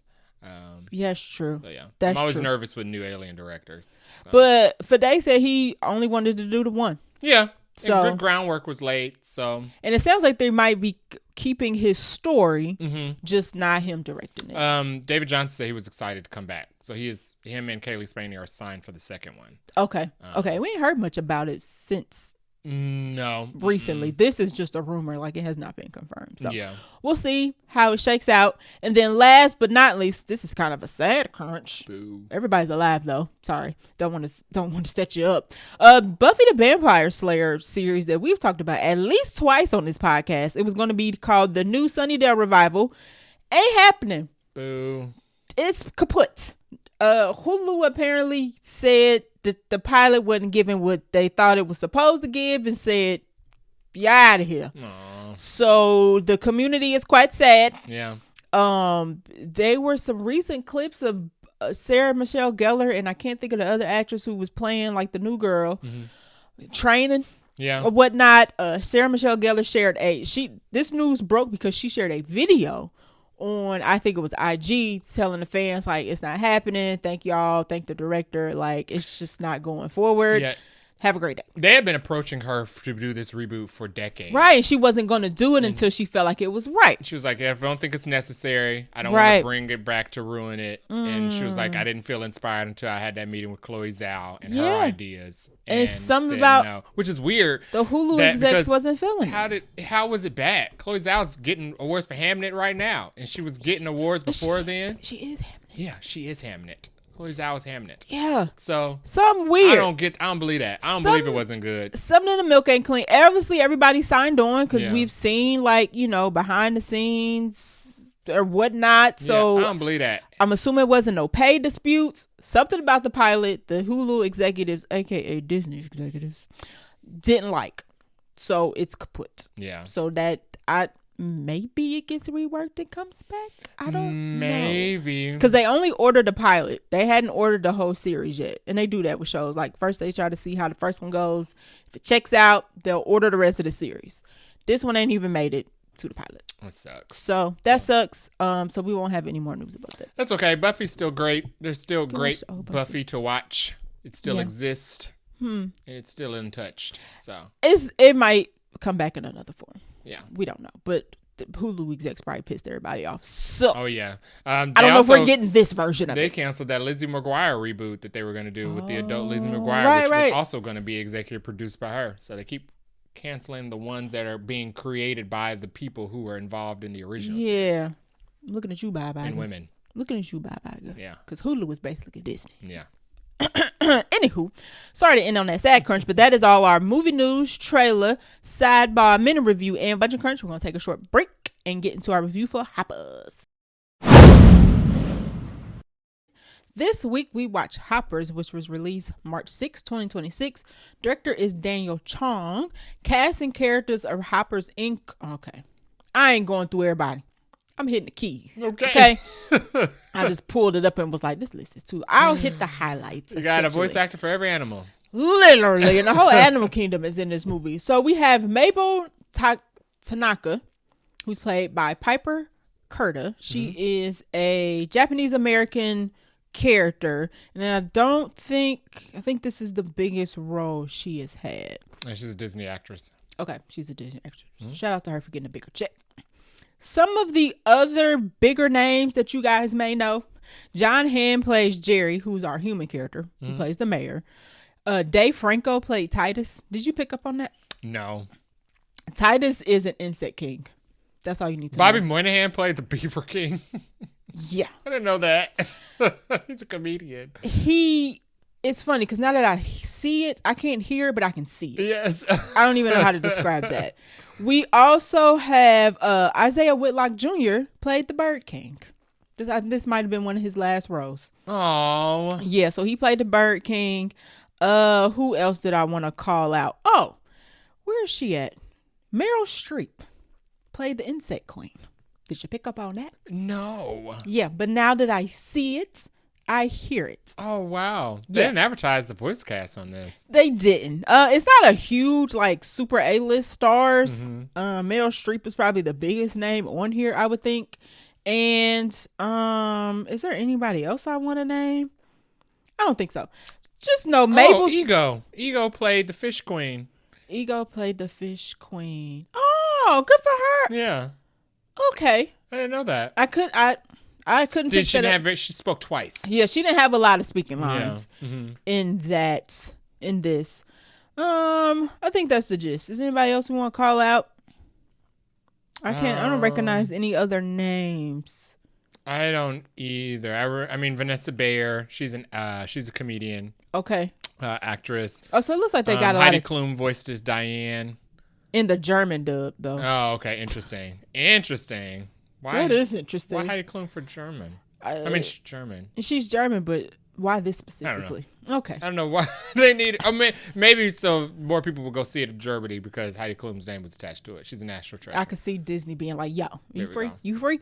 So the characters of the movie are Mabel, who's our human, and then we got beavers, a bear, a toad, lizards, geese, gooses, goblins, and all that jazz.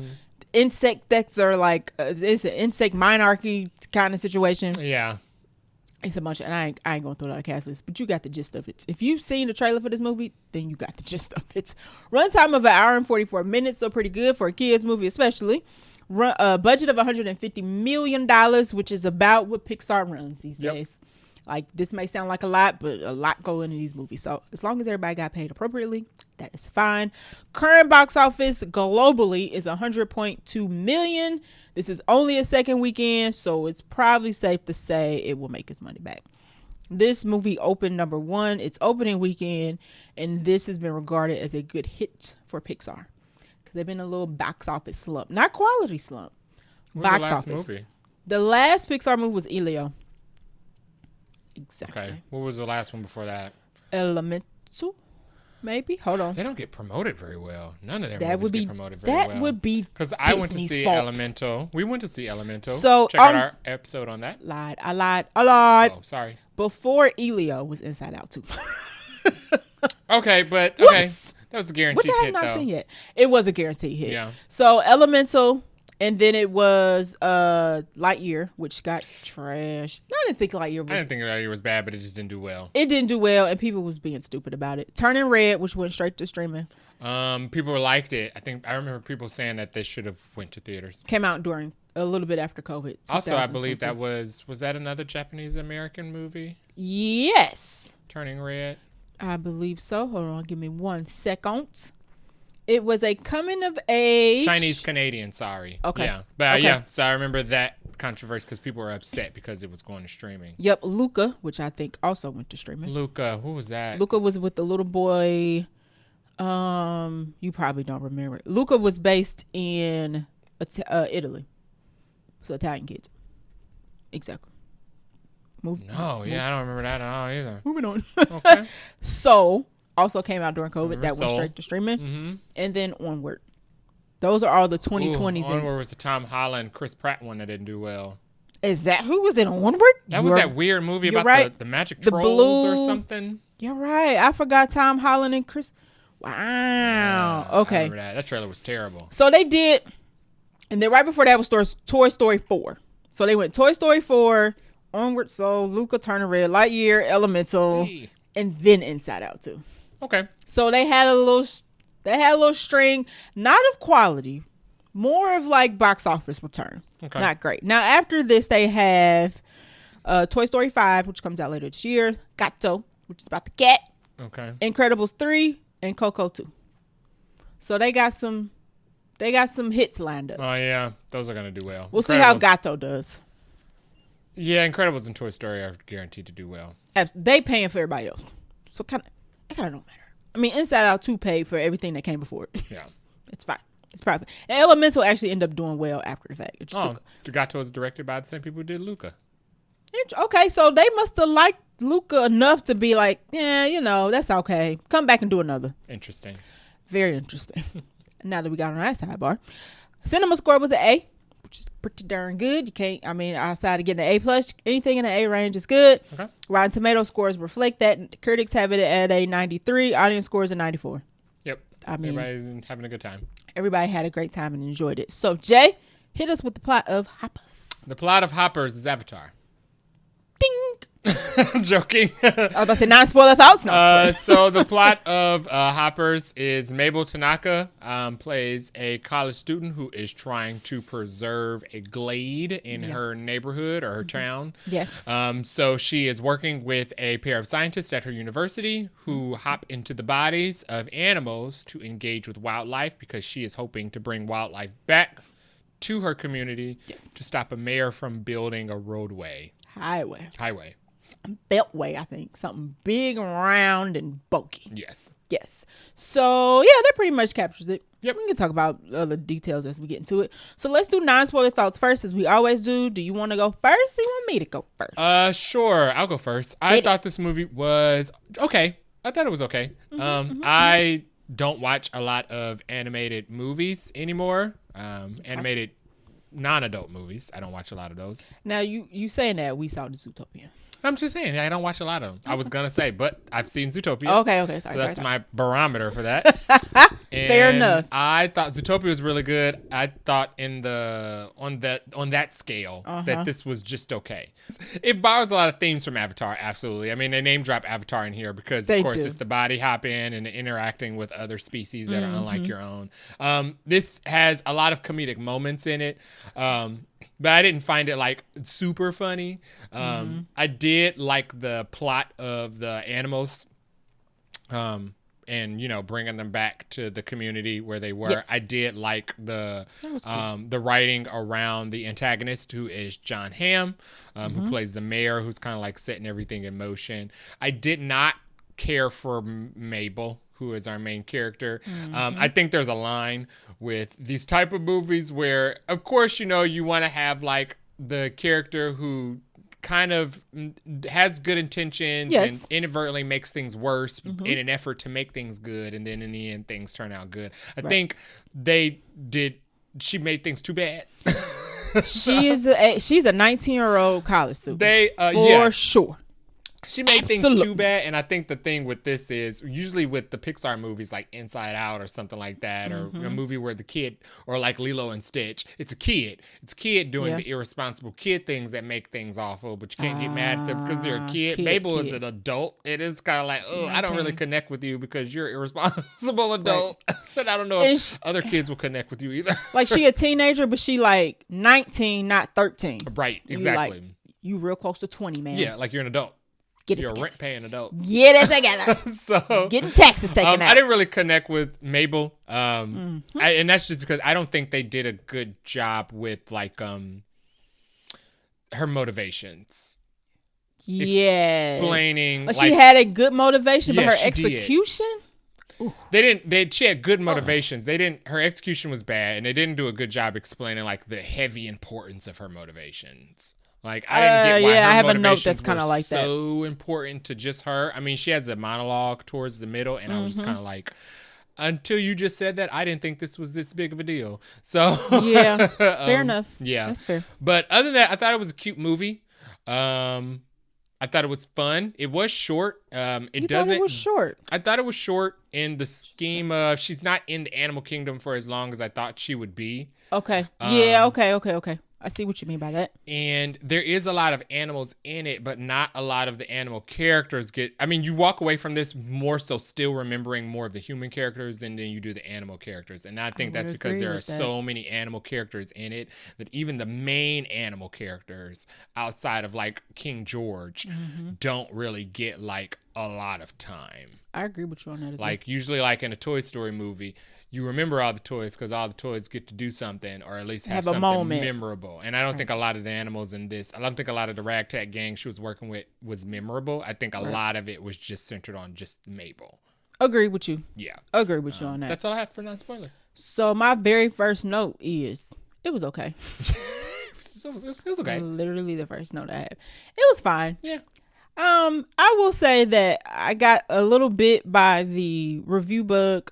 I didn't get spoiled, but reviews were saying this was like excellent. Yes. So they were calling it the Avatar of Pixar. After a long week of work, I was ready to sit down and laugh my behind off at an animated Pixar feature. Mm-hmm. I laughed, but my butt was still attached. It didn't go off. So I was slightly disappointed because of my own high expectation, not because the movie was bad. So I will say that. Unfortunately, Mabel's kind of frustrating, but she's 19, so I guess I'll give it to her. But as the movie progressed, I'm like, girl, get it. Pull it. You are making things worse. It started getting fatal. It started. So it's kind of like, girl, this isn't funny anymore. Kim, people are dying. And it's because of you. Mabel, people are dying. Get it together. So that was kind of an interesting... with these animated movies, you got our protagonists, and they may be a little quirky. Like you said, they may be 12, or they may be 5, or they may be whatever. So you get it, and you follow them, but they so cute or whatever. And they, I'm like, maybe you're pissing me off. These are life lessons you should have learned by the age of 19. So, she's 19, right? So she's still a teen. She got a long way to go, but you can't be you are putting people at risk. Yeah. Lives. I have a list of all the things by the end of this movie that Mabel ruined. Okay. There were lives at stake, and it was because of Mabel. And I was like, I don't know if this is okay. Mabel was the villain. I liked her relationship with her grandmother, but a typical Pixar movie, when they introduce a character that looked like she older than 60 in the beginning, you know what's gonna happen. I'm like, y'all ain't even do a twist of this or nothing. Okay, so come on, let's change. They don't even change it up. They don't even linger on it. They kind of just play the hits, and play the music behind the scene. And you're like, because y'all know what this is. Are we getting a funeral or not? That's all I want to know. Like, are we gonna see it? Or are we not gonna see it? Or she just gonna be gone? Right? How sad is it gonna be? Spoiler: she just gone. She was just gone. She's just gone. It wasn't even particularly. I don't sad. even feel like I need to put that in the spoiler section because we know how Pixar movies go. Yeah. Like in Up, when you saw they getting old, you like, okay, somebody's about to go. Yeah. Which one is it gonna be? Oh, the wife, because we know she ain't in the poster. Right.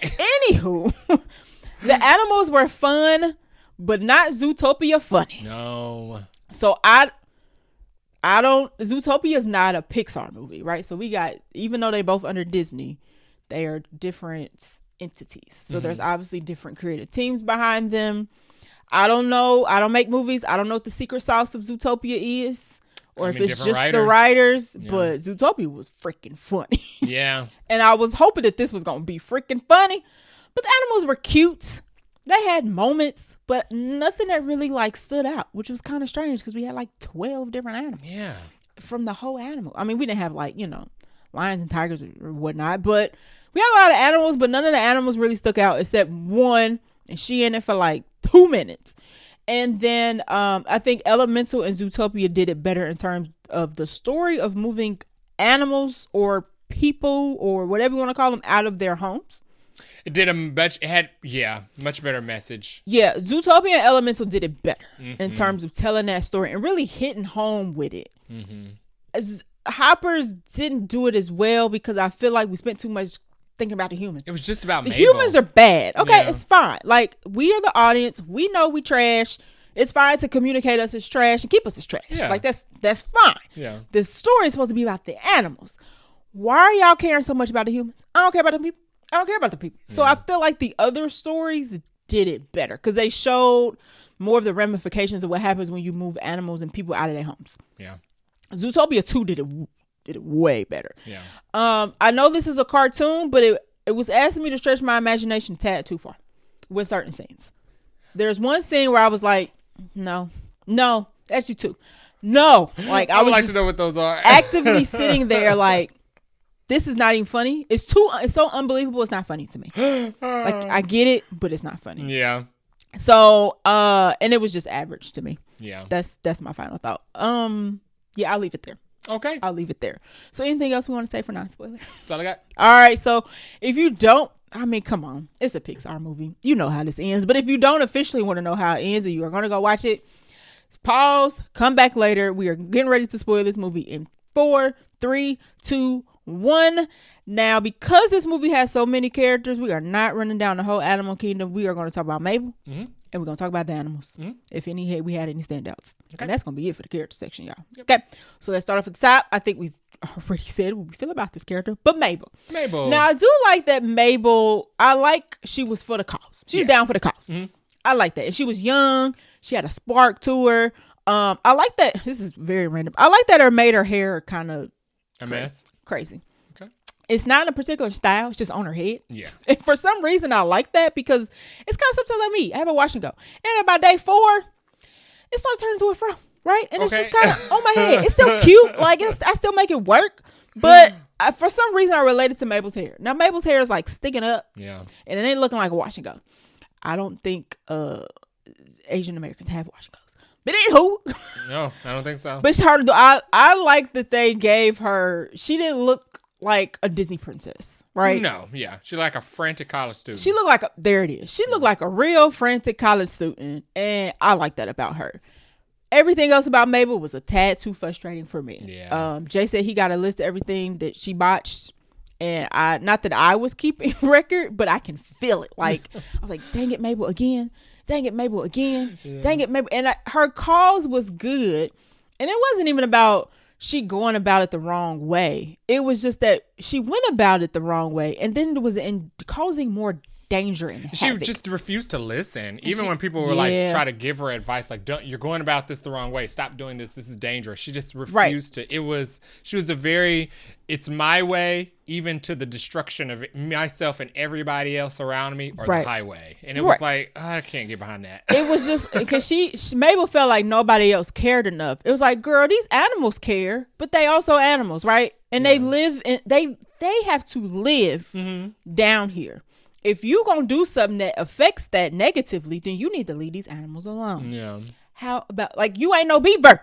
You don't live like a beaver. And that was weird. Let the beavers do what the beavers do. She gets to the monologue. She's like, I'm just tired of caring and nobody cares. And it's like, yeah, but you don't care about anything anybody else cares about. You care about how you want to do it, not how about the animals feel about how you are doing it. Yeah, you don't care about anybody else. And there's one part where the beaver king, who, that's her friend throughout the movie, like, she just wrecks his whole life. Yes. And I was just like, leave that beaver alone. Yeah. And then the movie turns the beaver into like, oh, that's okay that you destroyed my life. We're still friends. I'm like, no, beaver. No, I don't get that. Leave her at this freaking pond and go about your business. She killed a council member and got you exiled twice. She's a murderer. Yeah.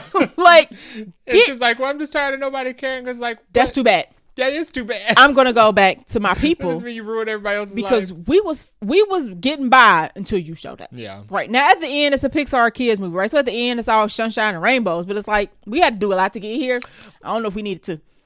Well, yeah, it did, and it's kind of like usually with these type of movies, you want the ends to justify all of the means, but by the time we get to the end, it didn't justify the means. Y'all, there is a forest fire. There's a forest fire. In this movie, and I was like, huh? I mean, but even before this, she starts a race war between the species war between the humans and humans don't know, and she sends the whole animal kingdom after it to murder a human. Yeah. Even when the doctor told her in the very beginning, like, well, you're not supposed to disrupt the natural balance. Not supposed to tinker. She shows up tinkering with the natural balance. She does. She doesn't even listen to them. She immediately steals the beaver without even letting them explain what the beaver is. So she steals the property. That scene was real. She steals their property and then goes and does it and then immediately makes everything worse. Just learns about this technology and immediately uses it without no warning. Yeah. And one of the side characters was like, is her brain gonna be okay? I was like, yeah, is it? One of my notes was that at this point they could have just left her in the beaver body. Let her be a beaver since she would have been less of a nuisance. All that in the bag of chips. Yeah. She would have been less of a human nuisance. Since you got your degree and you think you know everything. I would have been like, well, that's it. We got rid of the Mabel problem. Lock it up. She's a beaver now. Lock her up.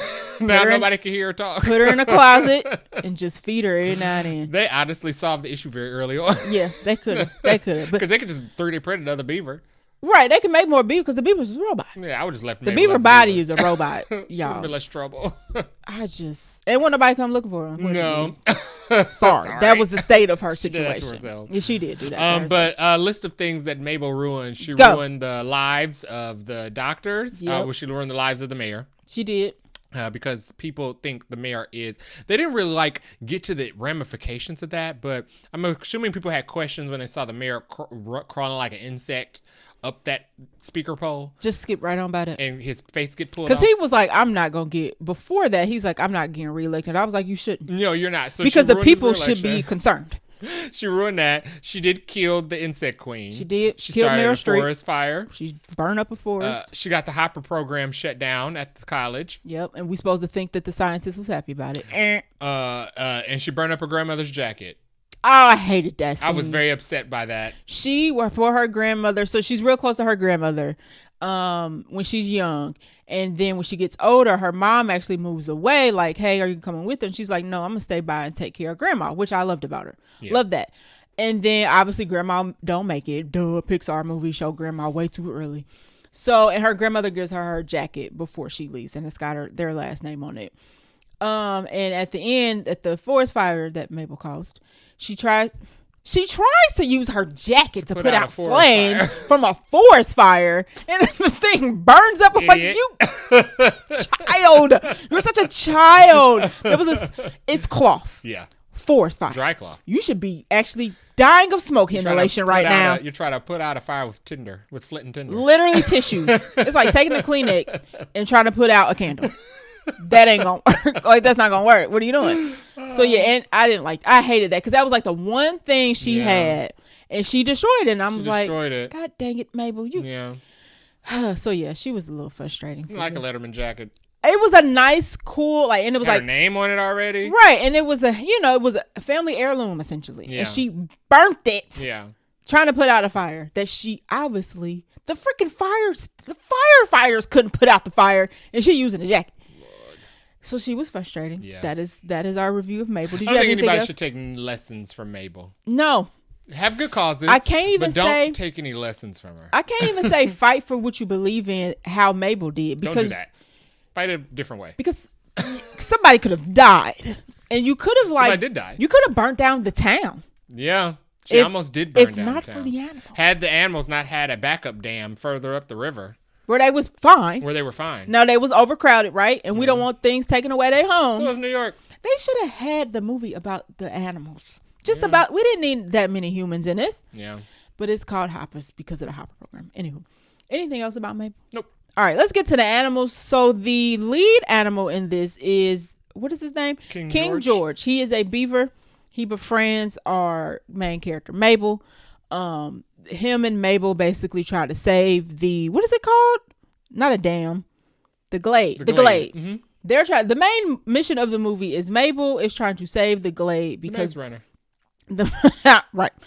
Yeah, it is like that. Yeah. Okay.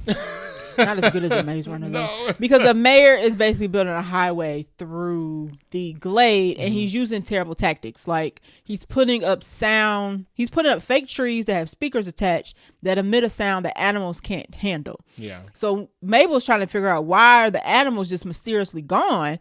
It's because it's a sound that only animals can hear, not humans. So he's a terrible guy. He's not to be liked at all. And the animals basically work with Mabel. Well, the animals are fine because they're animals. They're fine. They're being animals, essentially. Then Mabel shows up and she tells them that the humans are bad. So then a segment of the animals are like, well, let's kill the humans then. Yeah. They call it squishing. Yeah.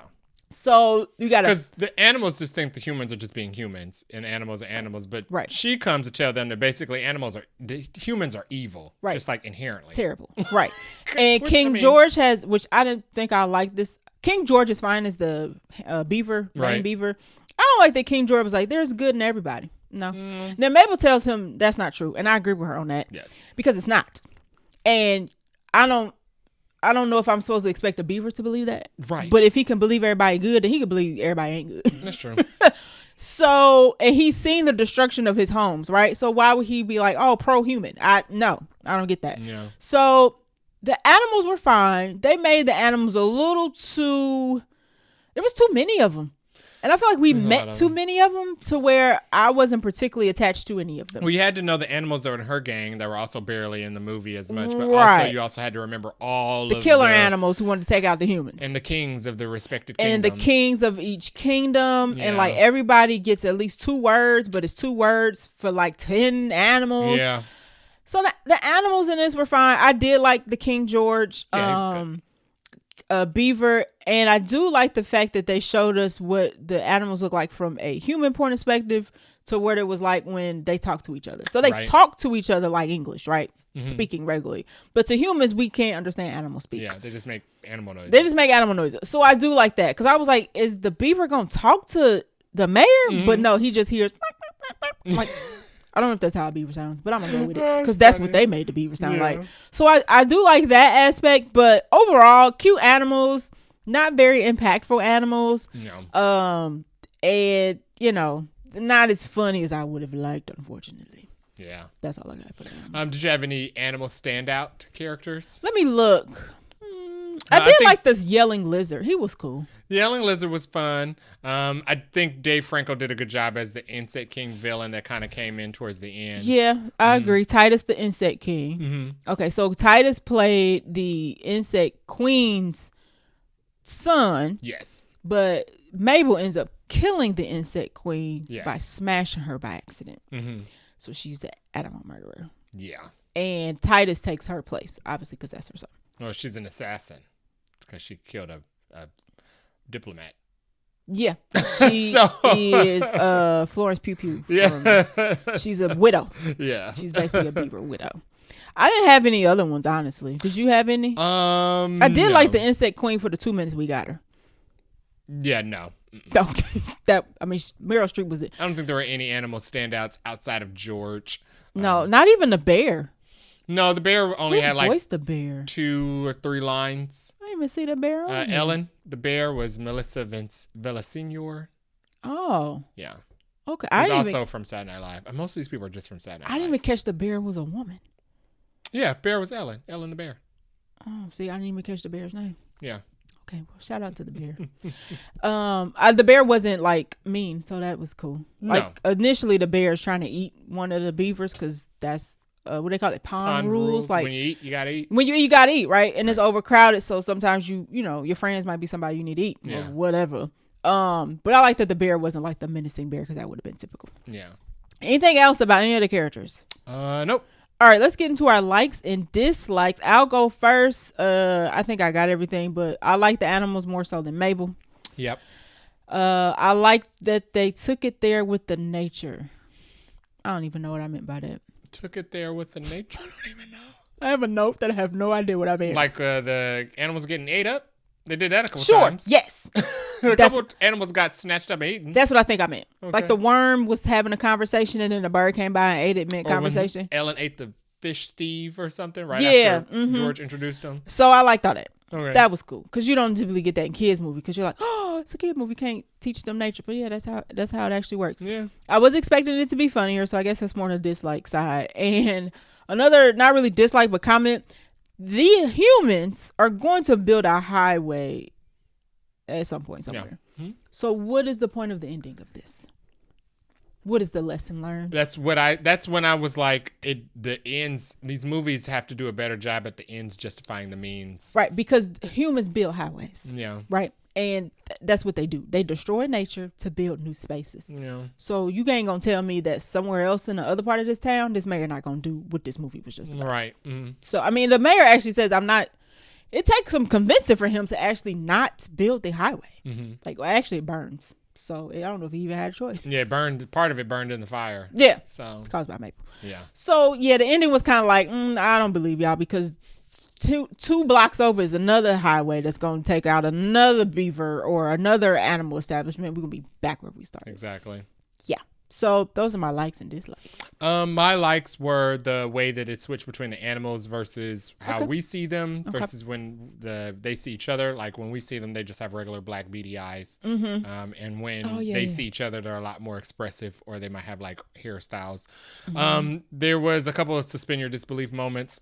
Yeah. That were weird, but some of them were funny. Like the fact that where did all the crowns come from? That was cute. That was cute. I let that one go. It was cute. That wasn't even one of the ones I was talking about. Why do these animals have crowns? Birds cannot lift any type of shark. That was one. Diane the shark. It was funny for a moment, but then it went too long. Because they did it twice. Yeah. So Diane is a shark, and she's a great white, I guess. Now, but this great white looks like the great white from Finding Nemo. It's big, large, maybe overweight. I don't know. I don't study white sharks.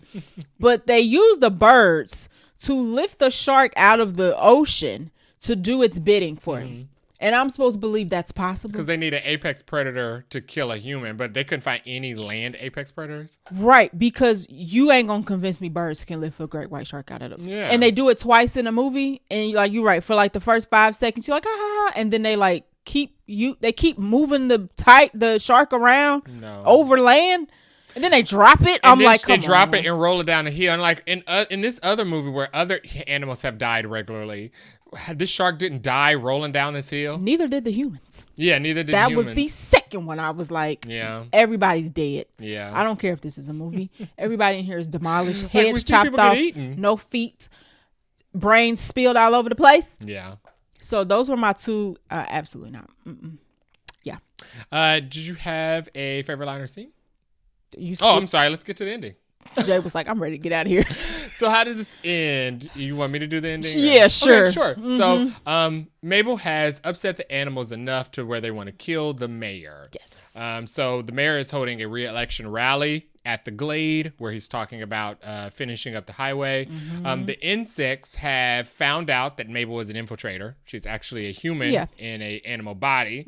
So she's kind of like, everybody did, I guess, at some point. So there's kind of like that fear now. Now the animals have fear that some of them are humans, which I thought they would go somewhere else with that, which was funny. But anyway, the Insect King, for revenge for Mabel killing his mother, kidnaps the rest of the humans somehow.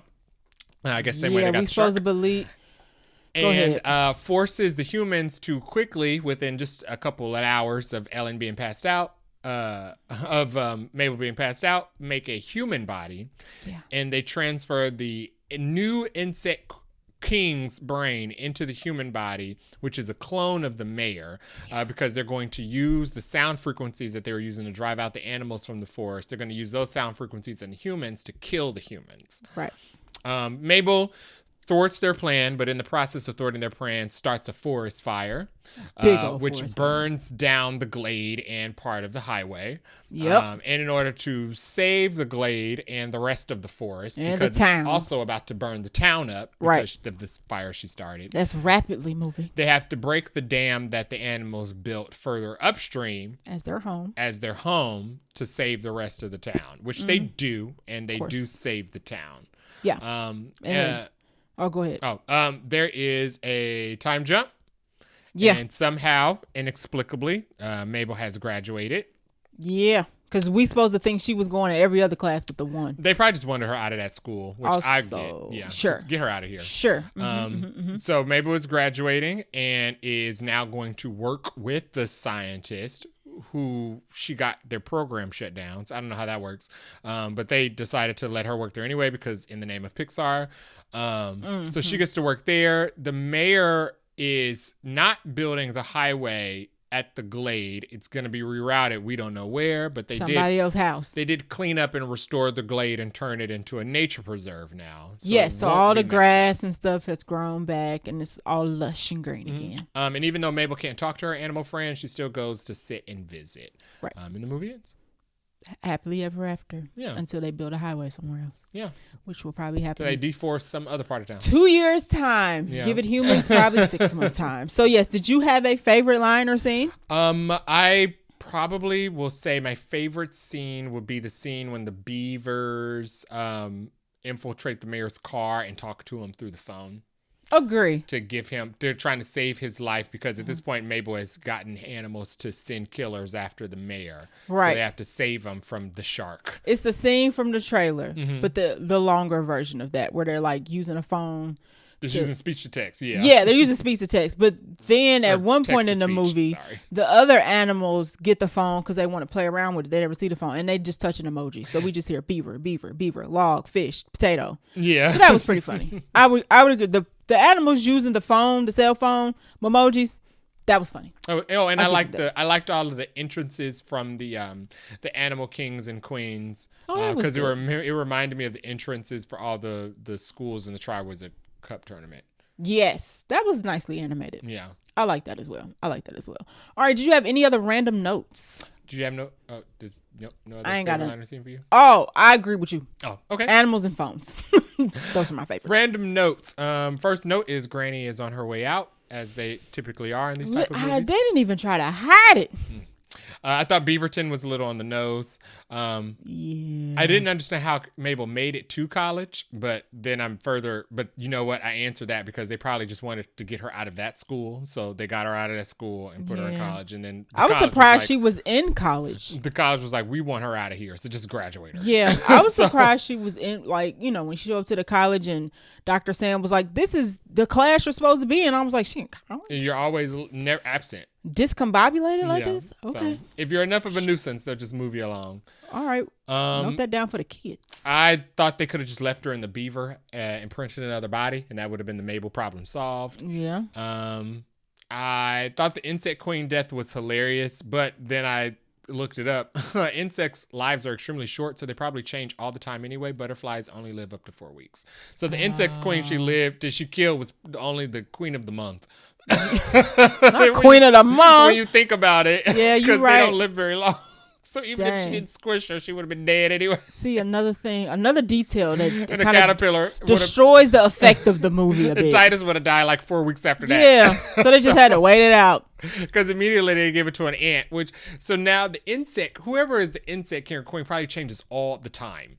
Yeah, you're right. Because insects have the shortest lifespan. I didn't think about that. And I thought Mabel had killed George in the forest fire because at one point George gets crushed by a tree. Yeah, saving Mabel. Oh God, I have to add it to my things Mabel is destroyed list. I would have been so mad George lived if George didn't make it out of this movie. Yeah, I would have been very upset. Like you killed an actual beaver in your attempt to try to bring a beaver here. Whole 1.5 stars would have automatically been taken off.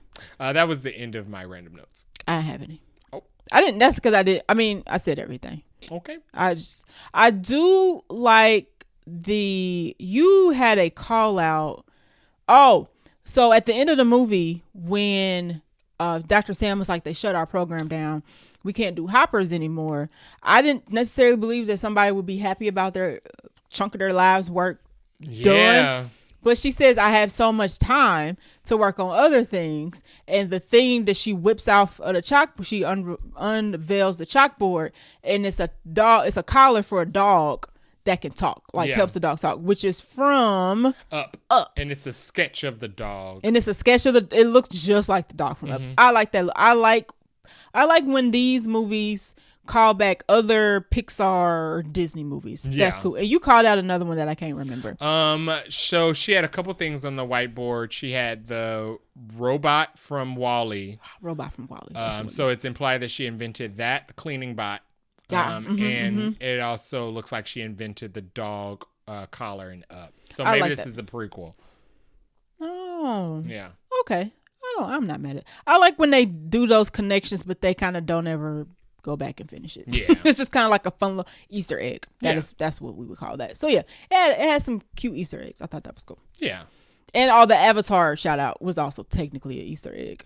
They did that early. Yes, they did that because they're like, we know where this is going. Let's go ahead and just throw this out. So, right. But that was fine. I mean, they both Disney, so it don't hurt. Yeah. It doesn't hurt. All right, so that is our review for Hoppers.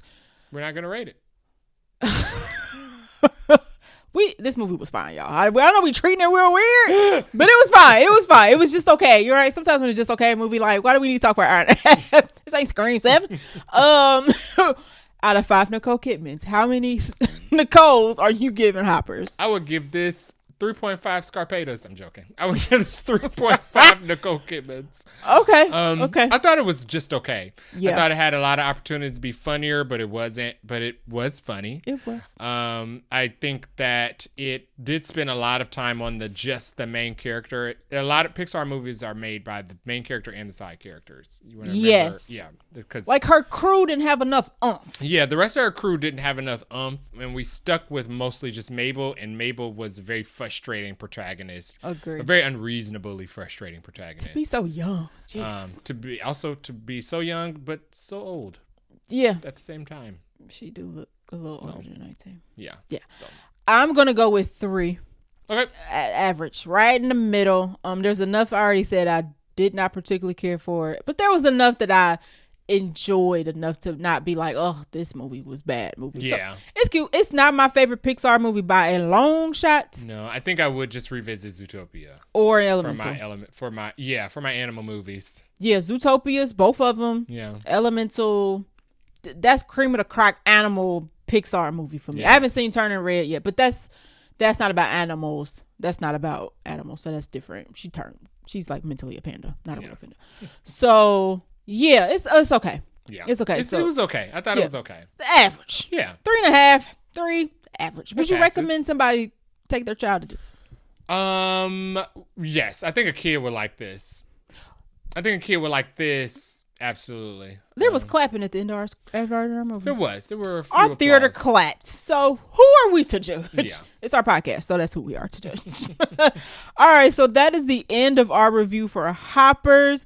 What are we watching next week? Ready or not 2. Ready or not, here I come. It's gonna be fun. It's gonna be gory. It's gonna be actiony. It's gonna be sequel-y. That song got to be in like the movie, Nope. right? No. It wasn't in the I don't first even know what the licensing for that looks like. You're right. I don't know how hard it is to license a Fuji song. Can they just do like the Ask Lauren instrumental? Hill. She would know how long how hard it is. Right. So I know about the first one, like, and how it ends, but I haven't actually seen it. So I'm gonna watch it this week. Okay. Jay's already seen it, so we will both be prepped and prepared. Are you gonna rewatch it, or you seen it? Nah. Okay. Yeah, it's not very long, so. Which is why it would have been like 2.5 hours and be like, nope, catch me on the YouTube recap. It's kind of like Abigail. Well, I think they make They made Abigail. Is that Radio Silence too? Radio Silence made Abigail. I could believe that. They feel like they're in the same vein. Is that Radio Silence? Yep. Okay, perfect. So we should have a good time with this. I mean, my expectations are actually quite high because I know the first one was good, and I did like Abigail. And this one looks like, now the premise I'm a little iffy on, but that's fine. I'll check it. I'll check it in the bin in terms of like me trying to put some logic around it. But it looks like it'll be a good time. So I'm excited for that. Yeah. Okay, wait, hold on. They didn't do Abigail? So the director of Hoppers is Daniel Chong. Yes. Right. Yep. I didn't know he also did We Bare Bears on Cartoon Network. Yes. The We Bare Bears show. I used to watch We Bare Bears. Did you? Yeah, it was about bears who lived in. Really? It was an animal show. Okay. About bears who lived like humans, a family of bears in a town, and had like hijinks. Okay. Yeah. So he likes. They were brothers. Oh, I'm looking this up. Okay, I'm familiar with this. Yeah. I don't think I watched it, but I know what it is. Yeah. So he likes animals. Yeah. Good for him. Good. Pixar will probably pick him up to do something else. Nice. I don't see this having a sequel. Hopper's having a sequel. But no. I could this see. This is like a big Hero 6, like one of those one-offs turning red. Yeah. Everything don't need a sequel anyway. Yeah. So shout out to him for making cute kid movies. Yeah. All right. So that is the end of our episode. Thanks for listening. If you like our show, please give us a share. You can leave us a review on Apple Podcasts, your favorite podcast app, or on our website, vaguelynerdypodcast.com. You can also follow us on Threads and IG at Vaguely Nerdy Podcasts. We are also at Vaguely Nerdy Podcasts. fix this up. Okay. Blue Sky and Twitter at Vaguely Nerdy Pod. You can reach us at vaguelynerdypodcast@gmail.com if you need to leave us an email. You got suggestions, you want to comment, you want to give us a nice thank you. If it's mean, I'm going to delete it because I see emails probably first before Jay does. He won't even know it existed. If you're listening to us on a podcast app, you can also watch our animated show on YouTube where we are Vaguely Nerdy Podcast. We're thinking about doing a Let's Play on YouTube. We trying to figure out, I don't know, our lives is just like, we're thinking about it. Full-time jobs really be getting in the way of like creative If juices. you have a suggestion for a fun Let's Play that you would like us to see, we are PlayStation 5 owners. We will not be buying PCs because we are vaguely nerdy. We're not crossing into the full nerdy. We're not full nerdy podcast. Yeah, we're keeping it vague. Pieces of nerdy. If you would like to see us do a Let's Play, send us a suggestion. Yeah, and don't be no horror. Don't do it. You can still send it to me. I might do it. Okay. I'll forward instead of delete. I'm currently halfway through the quarry. There we go. Hey. There we go. Anything RPG style, fighting, Ghost of Yotei, Final Fantasy, I can do that. Okay. Skyrim, not Skyrim. One Man Sky. Stuff No like Man's Sky. You know what I meant. Okay. You knew what I meant. Those are my types of video games. Until next time. Bye.